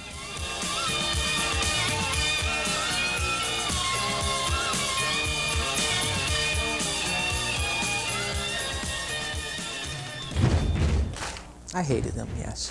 You learn to hate them when you play, and like you said, if they beat us and they had a better team than we did because we're just starting out and stuff, and they start yapping in the paper, you get upset at that, and I've been known to lose my temper, and I did. I learned to hate them.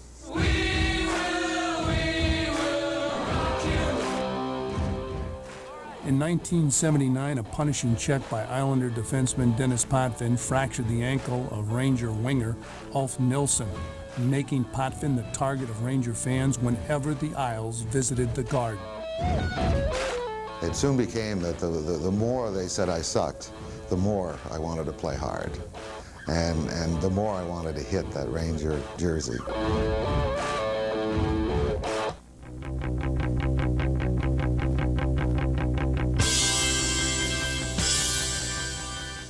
The Islanders were making a steady climb to the top. By 1978 and 79, many of the key pieces to the Islanders' puzzle were in place. The New York Islanders had made the long trip from expansion doormats to the NHL's elite.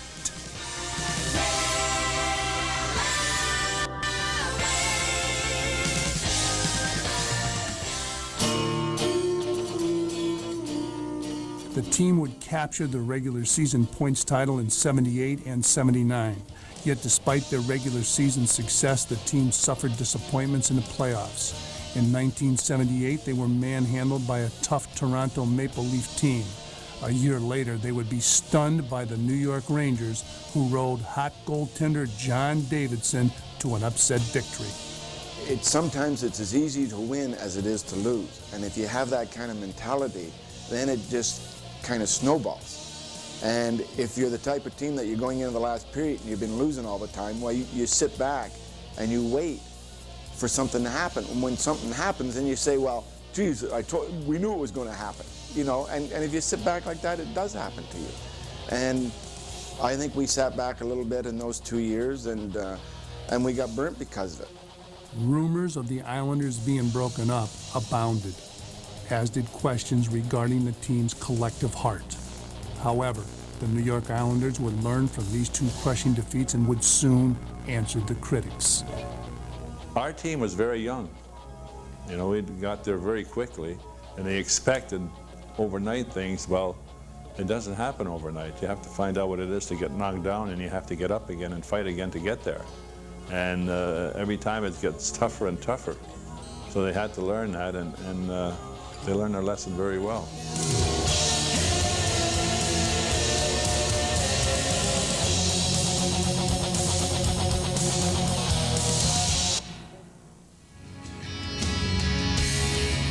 The people were up there standing and cheering and warm. I mean, I had chills going down my back.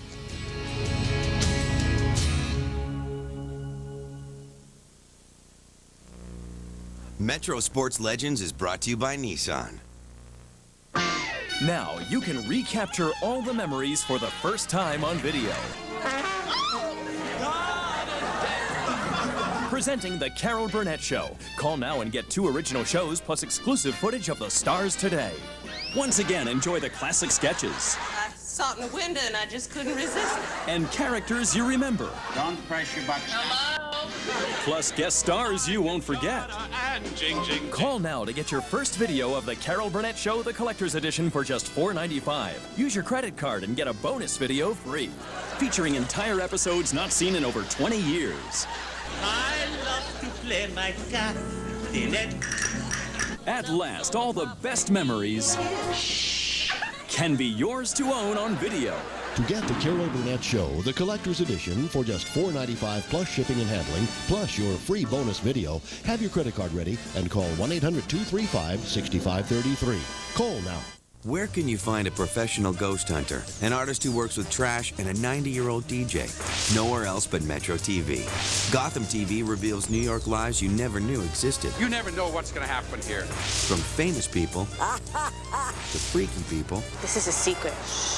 To people like you. I'm supposed to be in the grocery store. I don't know when I'm going to get there. Gotham TV, weeknights at 9, only on Metro TV. Turn on New York. Hi, I'd like to start getting home delivery of the Sunday New York Times. Now you can enjoy Sunday even more by getting the New York Times delivered to your home every weekend. And when you call now, you'll get 50% off the regular home delivery price. I enjoy waking up and having the Sunday New York Times waiting for me. I know it'll tell me things that I won't hear, read, or see anywhere else. I get international and cultural news, and I get a jump on the week ahead. Call now to order and you'll get the book review, travel, arts and leisure, week in review, and the New York Times Magazine. On Sunday mornings, we catch up on what we really love. She goes straight for arts and leisure. I check out the magazine. So call now to enjoy the Sunday New York Times for 8 weeks with home delivery at 50% off. Hi. I'd like to start getting the Sunday New York Times at home. I think the only thing I enjoy more than doing the crossword puzzle is actually finishing it. Call now, 1-800-357-4547, and get the Sunday New York Times delivered to your home every weekend. For me, Sunday was made for the New York Times.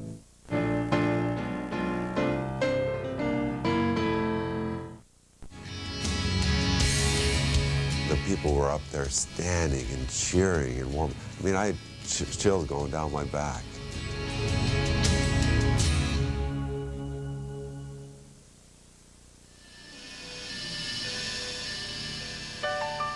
The 1979 playoff defeat at the hands of the hated New York Rangers had cast a pall over the island.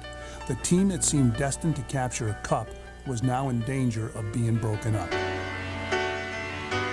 The Islanders began the 1979-80 season slowly, but managed to reach the 500 mark at the midway point of the 80-game campaign. Torrey, however, didn't overhaul the team. Rather, he continued to tweak his product. The Islanders obtained defenseman Ken Morrow, fresh off his Olympic gold medal winning performance in Lake Placid, and then traded for Butch Goring, a player that many felt was the final piece of the Islanders' puzzle.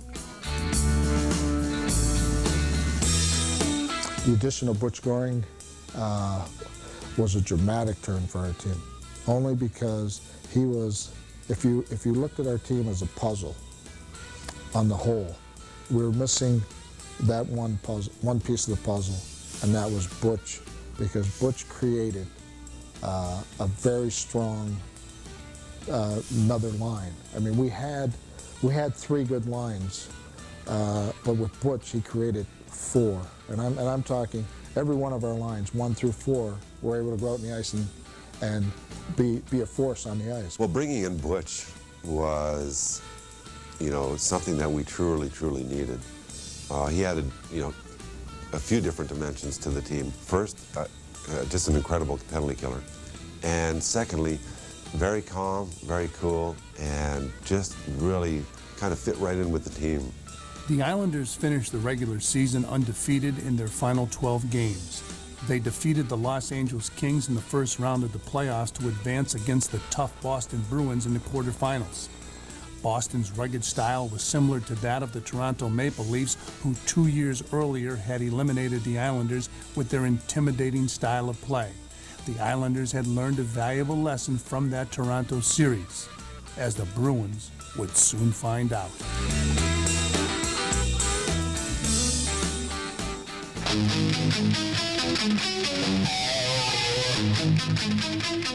Clark Gillies went toe-to-toe with Boston tough man Terry O'Reilly on 3 separate occasions in the series. The Islanders had proved they could stand up to the Bruins and won the series 4-1. Those things that happened in the first period of that second game probably brought our team closer together than any event that had ever happened in our history, because we finally did what it took to stand up against these teams, to really show them that, you can play any way you want against us and it's not going to work. If you want to skate, pass, shoot, we can play that way. If you want to drop the gloves and you want to fight all night, that's fine with us too, because we had the talent that could stand up and fight.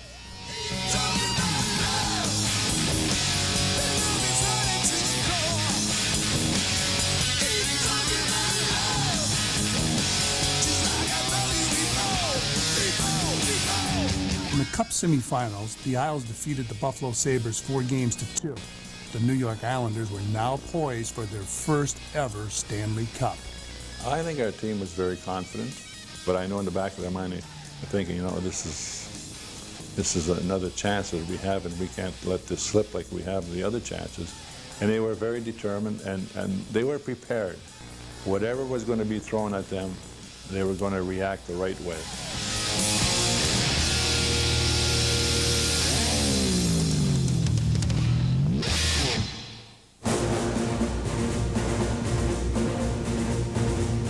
The Islanders won their first ever Cup final game at the Spectrum in Philadelphia on a Dennis Potvin overtime goal.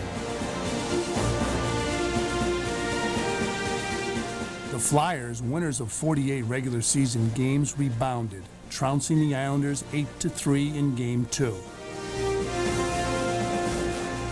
The Islanders captured Games 3 and 4 in the first ever Stanley Cup final games to be played on the island. The series then moved back to Philadelphia for Game 5, where the Flyers would win 6-3, closing the gap to 3 games to 2. May 24th, 1980, Game 6 moves back to the island as a jubilant home crowd packs the Coliseum in hopes of seeing the coronation of their beloved Islanders.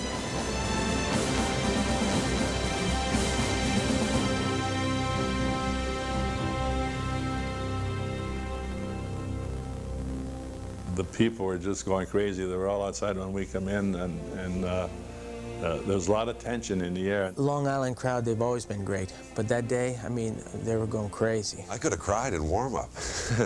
No, it was so interesting because they had given such an ovation in Philadelphia. And I guess there had been word spread around, you know, let's not let Philly outdo us.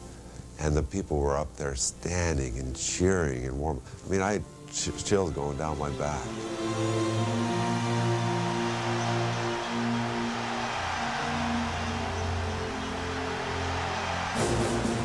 The Flyers jumped out to an early 1-0 lead, but the Islanders came right back, evening the score on a Dennis Potvin goal, then taking a lead on a disputed score by Dwayne Sutter. By the end of the second period, the Isles have built a 4-2 lead. They stand just 20 minutes from raising the cup as they enter the locker room. We were high-fiving, we were celebrating, we were happy. I mean, all the guys were, yeah, wait. And it turned around so quickly that it was incredible.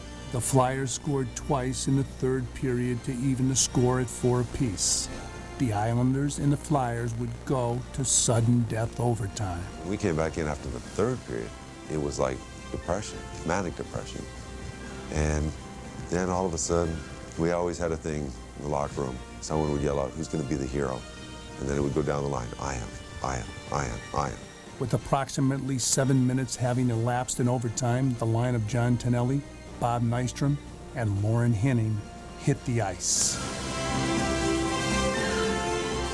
Just seeing there was that lapse on the Flyers' part where they sent the puck down deep inside our blue line, and they were changing. They cleared the puck out of the zone, and Lauren was kind of back and intercepted the pass. Right away, we turned it up ice. Johnny and I both swung out, and he turned the pass over to Nelly, and we were going down on Bob Daly and Moose Dupont. Bobby and I had been working on these crisscrosses and practices all year, and it was a perfect scenario for us to crisscross. And so when Johnny came over with the puck towards my side, I crossed in behind him, and he got Bob Daly to just bite a little bit. And Bobby was wide open going to the net. And Johnny was going in wide on Dupont, kind of just pulled back like this and fired a pass right to me on my stick. And even though it was a hard pass, it seemed like I thought of about 12 things that I wanted to do with the puck. And then I said to myself, who you kidding? I said, you better just deflect it. Pass right on the stick of Tonelli. Coming in with Nystrom. Tonelli to Nystrom. He scores! Bob Nystrom scores the goal. The Islanders win the Stanley Cup. Bobby Nystrom scored the goal. I wasn't really sure if the puck went in the net. You know, there was a slight pause there. Is it in or isn't it in? And then when we realized that it was in, it was just that, you know, a feeling of pride anyway. And everything goes through your head so, you know, so quickly. And the hapless Islanders and everything we'd been called, you know, the chokers, they can't win the big games when it counts, they choke and this and that. And I was very, very proud of the team, the whole team, of the way they reacted to everything. And they came to play and they came to win, and I was proud in each and every one of them. 8 years, 11 months, and 16 days after the franchise's inception, the New York Islanders were Stanley Cup champions.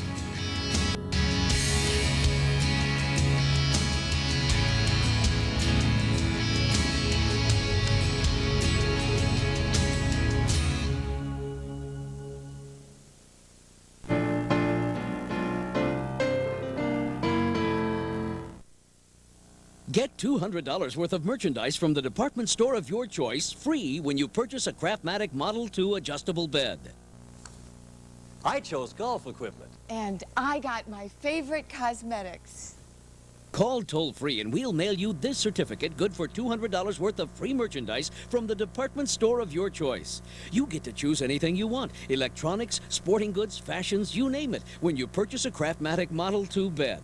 In a Craftmatic, you just touch a button to relax and read, watch TV, and sleep in the body-supporting positions of your choice. We love our new Craftmatic. It's so comfortable. Plus, we got $200 worth of merchandise. Free! To get a free Craftmatic catalog by mail and this certificate redeemable for $200 of free merchandise, call toll-free now. Call toll-free 1-800-248-1200. That's 1-800-248-1200 toll-free. 1-800-248-1200. Just as the osprey carefully surveys its domain, Osprey's Dominion carefully nurtures grapes to produce world-class wine on the North Fork of Long Island. Now you can enjoy quality wine at a reasonable price from the vineyards of Osprey's Dominion. Discover the best the North Fork has to offer. With every glass, you'll come to appreciate the passion that goes into every bottle. Let your imagination take flight. Experience the spirit of Osprey's Dominion. Ask for it where fine wines are sold. What makes the new 255 horsepower Nissan Maxima the envy of all luxury performance sedans? A top 10 engine 8 years running. Voted best in class. 50 safety features. Hey, if you were a luxury performance sedan, you'd be jealous too. And now, get low 3.9 APR for 60 months or $1,000 cash back on a new Maxima. Offers end January 31st. Nissan. Driven.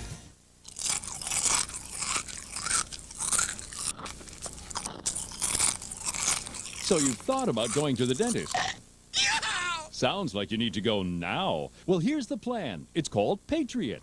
With the Patriot Dental Plan, you'll receive a free dental exam, free x-rays, and up to 60% off all your dental fees. Plus, here's the best part. Patriot will let you try their dental plan free. The Patriot Dental Plan.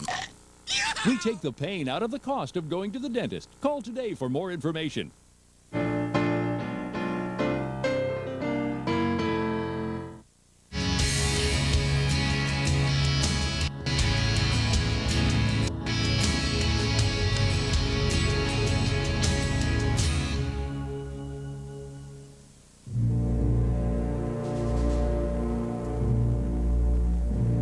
Through the 1970s, Bill Torrey built the Islanders with careful selection in the draft.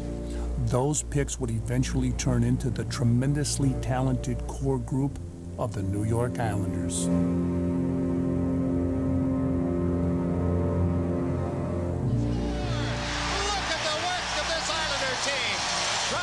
Absolutely an inspiration to me.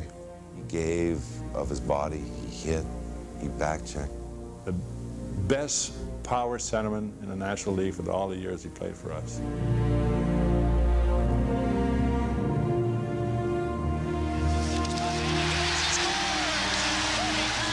Tough when he had to be, and tough offensively when he had to be. I don't think that anybody can say a bad word against Clark Gilly. He was just a great person and a great player.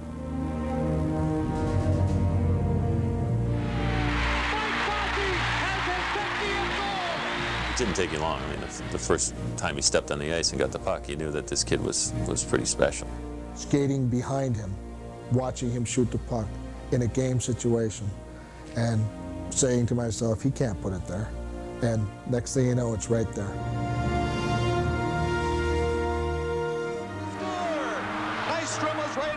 I'll tell you, when he come to the rink, he come to play. And he had a big impact on our hockey club. And, you know, if there's one player you're going to call Mr. Islander, I think it's Bob Nystrom.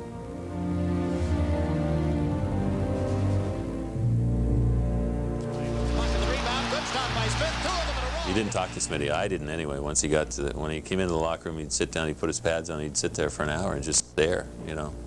And I would make a point not to say anything to Smitty. This was my own way of dealing with Smitty. I would not go near him. I would not make eye contact with him.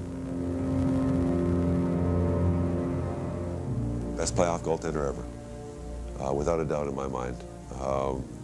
probably the most unpleasant guy I've ever met on a playoff day, you know what I mean? He did his own thing, came in before the game, took his 2 glasses of Coke, and then just laid back in his stall.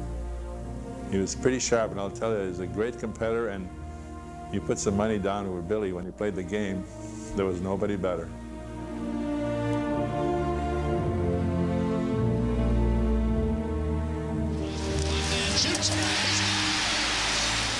He was a tremendous player. You know, maybe a little bit more, I would say a little tougher than anyone thought, but as far as talent, not too many around him.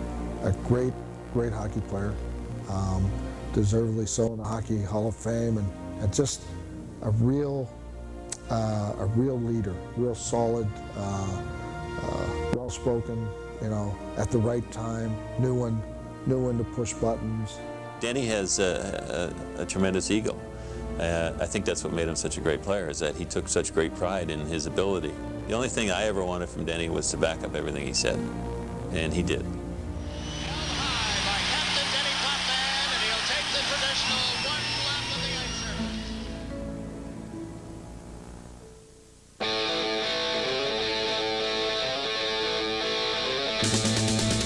The New York Islanders would not be content with just 1 cup.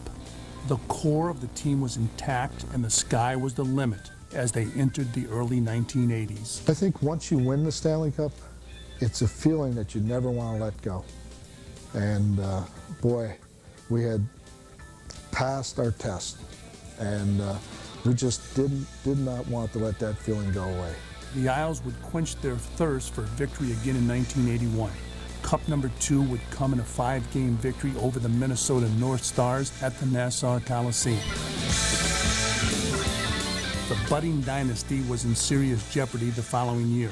The team trailed the Pittsburgh Penguins 3-1 with a little over 5 minutes remaining in the deciding 5th game of their first-round playoff series. Just won 2 Stanley Cups. The second one very easily, and looking at this team that shouldn't even come close to beating us, and we're going, this is not how it's supposed to end, boys. This is not how it's supposed to end. I'm sitting in the penalty box, and the scorekeeper says to me, he says, I can't believe it's over. And I said, you know what, it's not over yet. It wasn't over. Mike McEwen scored for New York to close the gap to 3-2. Lady Luck then shined on the Islanders as hard-working John Tonelli pounced on a loose puck and knocked home the tying goal. Center, a long shot wide of the net. Tonelli in after, off the stick of Karloff, and then he scores! John Tonelli has tied the game! Through the years, the Isles had enjoyed tremendous success in the pressure of sudden death overtime. They would need to do it again if the dynasty was to continue. A lot of teams go in overtime, and they're nervous and apprehensive, and they sit back and wait for something to happen. I says, you know, our motto, we're not sitting back and waiting. You know, if the odds are in our favor, you don't do something stupid where it's 70-30 against you. If it's 50-50, we go for it, and we're going for it full blast.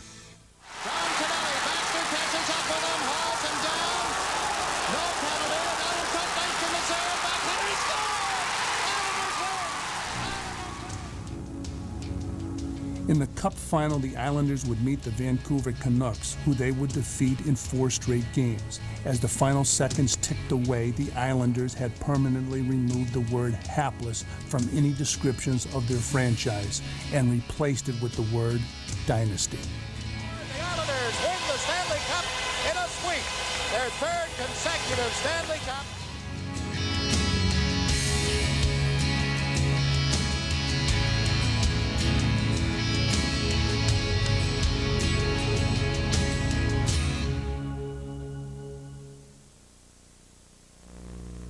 Metro Sports Legends is brought to you by Nissan. So, Doctor, you've been studying the effects of Red Bull for months. What exactly have you discovered? Energy boundaries and biorhythmic fluctuations can make it difficult to maintain a baseline rating of muscular contraction and neurotransmittable impulses. Of course, unique the oxyribonucleic acidity and orbital phases of gravitational fluctuations can indeed result in a fibromyalgic Red Bull type of situational relevance as well. But we've calibrated the amount of available regenerative tolerances. Can you say that in English? Simple, little man. Red Bull gives you wings.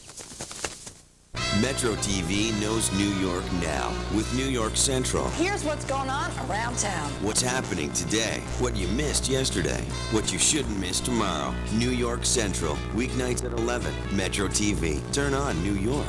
Hi, I'd like to start getting home delivery of the Sunday New York Times. Now you can enjoy Sunday even more by getting the New York Times delivered to your home every weekend. And when you call now, you'll get 50% off the regular home delivery price. I enjoy waking up and having the Sunday New York Times waiting for me.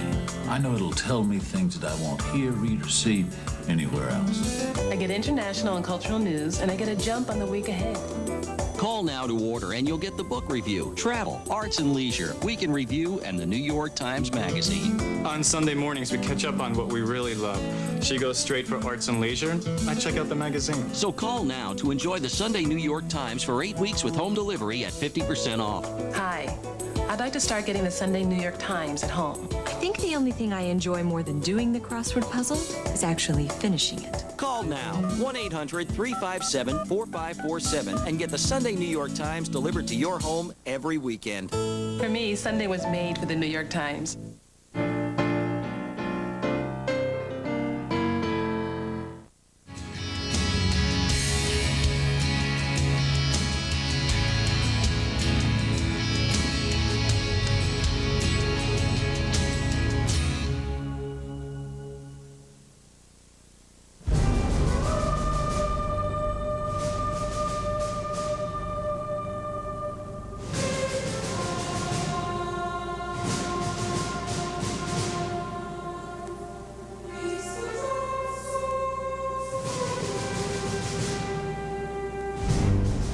Despite winning 3 straight Stanley Cups, the Islanders entered the 1983 Cup Finals as underdogs to the young Edmonton Oilers of Mark Messier, Paul Coffey, and Wayne Gretzky. Yet the experience of the Isles would prove to be too much for the high-flying Oilers. When New York's Ken Morrow netted an open net goal with a little over a minute remaining in Game 4, it signaled the celebration of a 4th straight Stanley Cup title and the Islanders' 2nd straight sweep in the Cup Finals.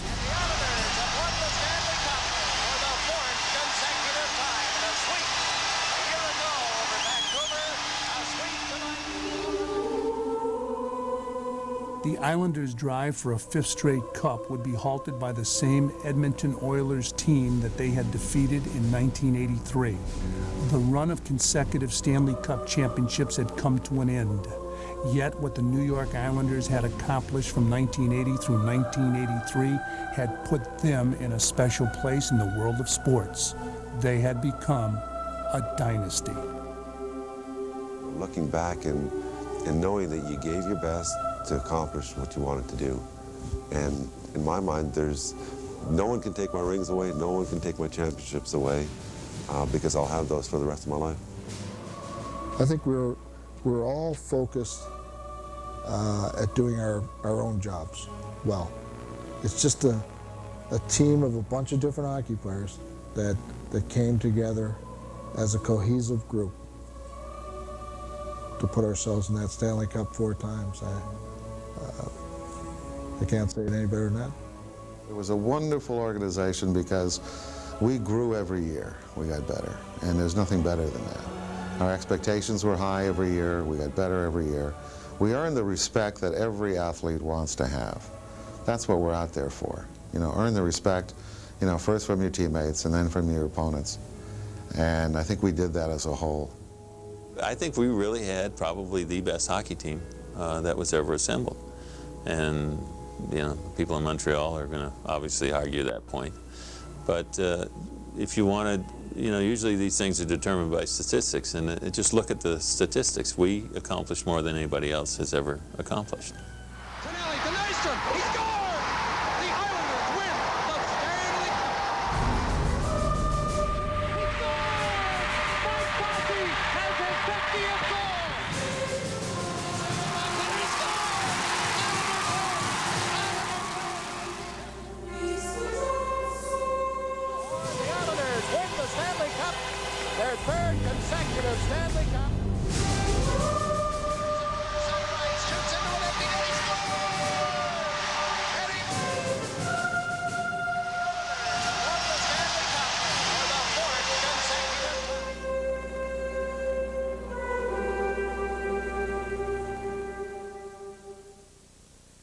What the New York Islanders accomplished from 1980 through 1983 was one of the greatest feats in sports history. Their 4 straight Stanley Cup championships have placed them in select company in the world of sports. They are a true dynasty, and in New York, they are legendary. For Metro Sports Legends, I'm Fran Healy.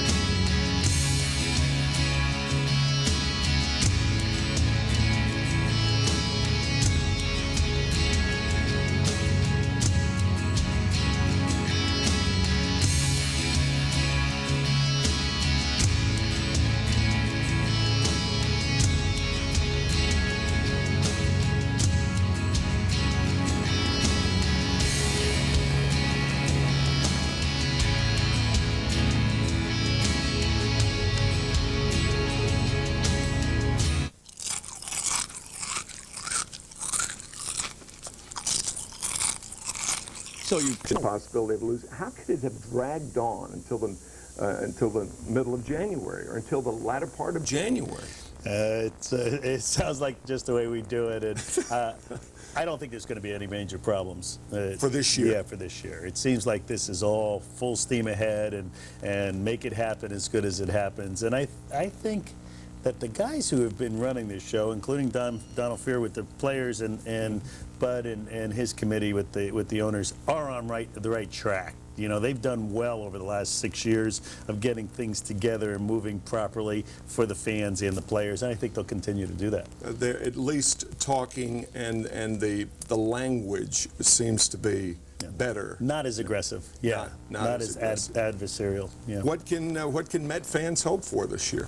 Well, hope and hope. You know, you have to shoot for the stars and settle for the moon if you have to, but I think the stars are well within our grasp this year, and if there's good health, you know, and in their pitching staff, especially with Al Leiter and Johnny Franco coming back, and Armando, along with a nice year out of Sean Estes, we really need that. If Fonzie and Mo Vaughn and Mike and Robbie can stay healthy, I think our defense will be good, our pitching will be fine, our offense will be enough, and we'll be playing at the end of the year. Yeah, we talked about Edgardo Alfonso, his transition to third base, and how if his back's better, if all of the things that ailed him last year is better. We didn't really talk about Mike Piazza. We've got 20 seconds left. He is the greatest offensive catcher in the history of the game. Absolutely, one of the greatest guys to ever play the game, and I think that everything I've heard is he's coming back with more fire in his eye than he's ever had, and a good feel about his teammates, and that can only mean good things for the Mets. To perhaps he could have the best year ever? Well, I'd like to see him have the best year ever because he deserves it, and Mo Vaughn said it properly, you know, why not an MVP for Mike Piazza, and so that's shooting for the stars. Bobby, thank you very much. Thanks, Tim. Enjoyed it. Interesting as always. Bobby Valentine. I'm Tim McCarver. Thanks for watching. See you next week.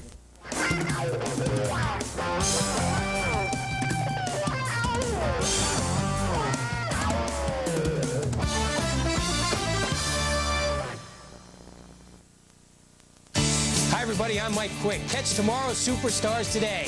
Join us each week on MSG Network for Tri-State Scholastic sports news, features, and highlights. You'll see the top Metro teams and players right here on High School Weekly, only on MSG Network.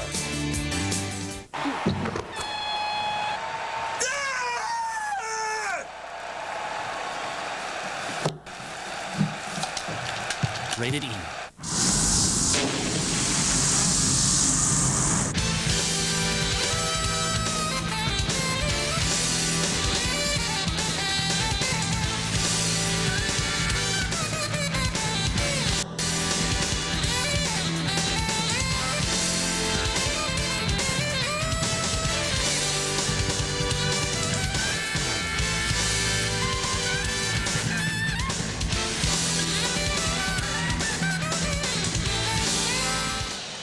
Nedved, Fleury, and Dvorak open for the Rangers. Yashin, Tchaikovsky on the right, Isbister on the left, open for the Islanders. Leach and Malakoff on the Rangers defense.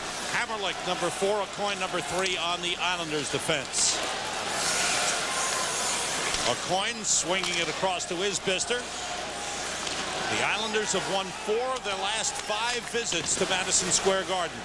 The puck past Isbister all the way back. And Chris Osgood comes out to play it around to Adrian Aucoin. Stopped there by Dvorak. And the Islanders able to move it out. Isbister moving in. Quick shot blocked by Richter at the post. You think of the amount of ice time Aucoin's going to get. First shift, Aucoin was in front of Mike Richter's net, so he really wants to get his legs under his body quickly in the game. And as the coaching staff for the Islanders told us, the more he plays, the better he plays. Last night he played 25 minutes, 29 seconds, and that was the first time in the last 8 games he was under 30 minutes. Mark Messier on the ice with Jeff Toms on the left, Mike York on the right. Here comes York. And congratulations to Mike York being named to the All-Star team to replace the injured Eric Lindros. Puck out of the zone, and Berard goes over to get it. Now, Ron Lowe told us Mark Messier is in great shape. He's been able to skate, but he wasn't sure how good his hands were going to be early. When you haven't played, that can become a hard thing to get back. Shot went wide. Captain against captain. Good hit by Lefebvre. Knocked down Sean Bates. Bates gets back into the play, slides it through. It's Pekka, Bates, and Parrish, the line for the Islanders, with Tarnstrom, number 47, and Cairns on defense. Eric Cairns, number 33. Bates with a good block behind the net as Berard tried to move it. Pekka comes in. Lefebvre and Parrish go into the corner. Rangers able to get it out of the zone where Cairns recovers. Now, Sam, on that shift, Messier stayed up against the defenseman, and it was Jeff Toms, the left winger, down low, so Messier doesn't have to do that work. Usually the centerman goes down and helps your defense, but you can see the Rangers change the style because of Messier back in the lineup. Rangers third line on, Malhotra with Barnaby and McCarthy. Long shot from the point, deflected, a save, the puck is loose, and Malhotra just couldn't get to it as he was checked by Branislav.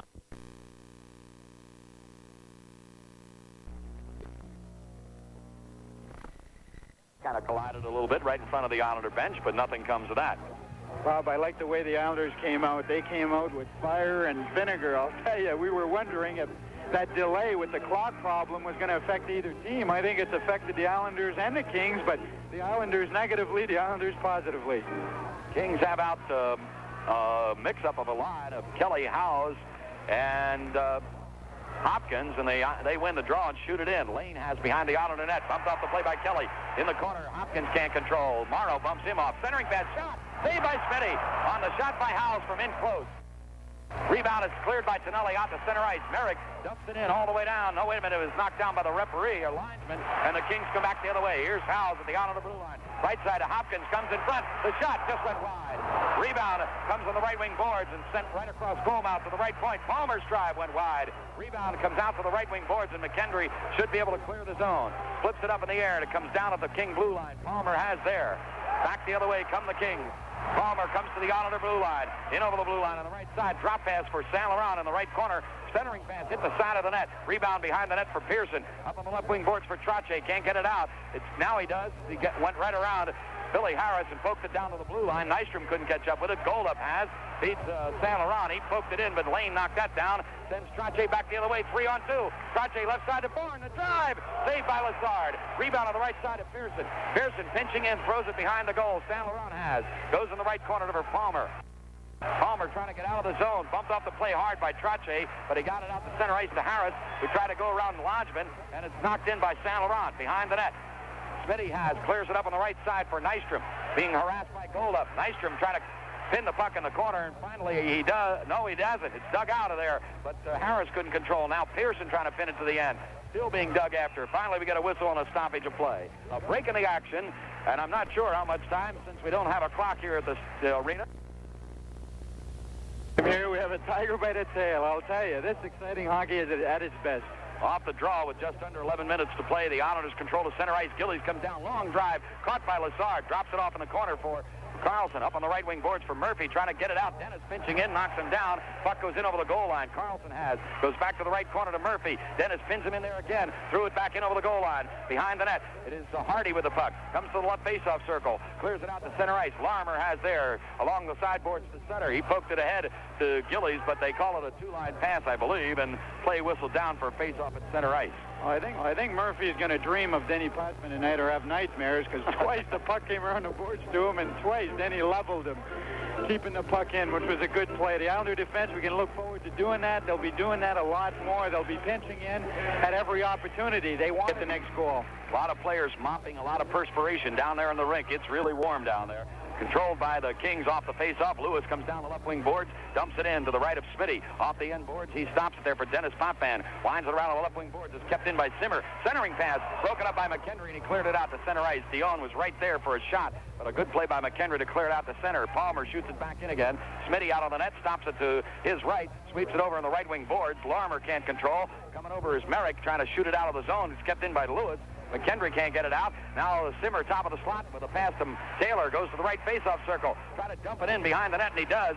It can't be controlled by the Kings. It's loose behind the net. Dennis has there. Starts up the left wing boards. Now veers to the center of the rink. Has Tonelli ahead of him. Right wing lead for McKendry. He goes in over the blue line. Bumped off the play by Lewis. The puck went in over the goal line. Palmer centered around on the right wing corner for Taylor.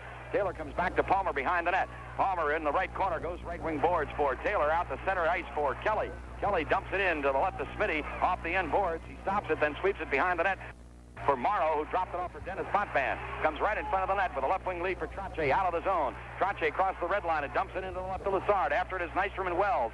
Wells wins the foot race, gives it to the left wing corner to Hardy. Hardy tried to clear it out the center ice where it's stopped by Morrow, trying to send it back into Nystrom. Nystrom dumps it in to the right of Lazard. After it in the right wing corner is Wells. Howitt trying to check him there. Howells holds on to the puck. Knocked down hard by Trottier. Loose puck in the corner. Hardy overskated it. Howitt trying to dig it out. He cannot. Wells has behind the net. Sweeps it up on the left wing boards. Morrow will keep it in. Throws it in front to Trottier. Fires the shot. Saved by Lazard. Howitt is in the crease and can't get out as he's being harassed there by the Hardy. Now Howitt starts throwing a punch at the goaltender. Now Hardy grabs a hold of him and everybody pairs off. Howitt was standing in the crease and trying to be there for a deflection. He was being held there, really, I think, by Hardy. Hardy had a hold of his stick, and he wouldn't let go, and Howie was trying to get back into the play, which was moving up the ice slowly, and Hardy wouldn't let go of his hockey stick, so Howie took a swipe at him, and they got themselves into a clutch. But being the game is a tied hockey game right now, neither one of these players were really anxious to get in a hockey fight right now, because who wants to take a crazy penalty at this stage of the game? But nevertheless, Denis Morel, the referee, will be calling, I think, two-minute penalties on both these players. Smitty just a little bit ago made a couple of incredible saves to keep this game tied. 4 skaters aside with coincidental minors called against both sides. Islanders dump it in. Lane left point drive went wide of the net. Rebound in front. Nystrom after it can't control. Comes out to the right faceoff circle with it. Right point to Kenny Morrow. Down along the right wing boards for Trottier. He's knocked down there in the corner. Nystrom comes over and digs out the puck. Goes over the goal line. Bumped into the boards by Lewis. It squirts over in the far corner. Murphy after it. Nystrom knocks him down. Puck is underneath him. Well, coming over to help out is Trottier. Murphy grabs the puck and shoots it out to center ice too far. Morrow has it back for the Islanders. Left side of Gord Lane. Lane dumps it in. And it's going to go all the way down, and this will be icing on the touch made by Rob Palmer, so we get another stoppage of play. 7:51 left in this third period. Off the draw in the Islander zone, controlled by Butch Goring. Comes to the right side of Bob Larmer, out the center ice to Trottier at the red line. Trottier then dumps it in and goes off as Lazard deflects it into the right wing corner. After it is Harris, he threw it behind the net for Palmer. Palmer holding on to the puck back there against the forecheck from Goring and Gillies. Retreats behind the net. Goring forces him to pass to the right side of Saint Laurent, still in the zone. He goes rink wide for Wells. He has to retreat away from a forecheck from Goring. Comes out to center ice. Goring yanked down Wells. No penalty called. Back into the King zone, and Murphy trying to clear it, but not out. It's kept in there for a moment. Now Saint Laurent has it. Goes in the right wing corner, out to the slot to Harris. Goring continuing to forecheck, forces the pass to Wells at the left wing boards. Out the center ace to Saint Laurent. Comes to the Islander blue line. Looking for the right wing lead for Harris. In over the blue line on the off wing. Dennis harassing him there, strips him of the puck nicely. Dennis holds on now, comes right side to Larmer. Larmer comes out over the blue line to the red line and dumps it in, but it's knocked down by Wells at the blue line. Wells feeds it back on the right side. Here's Dion, 2-on-2. Dion comes in with a drive that he fanned on, and a nice play by Larmer, and Dennis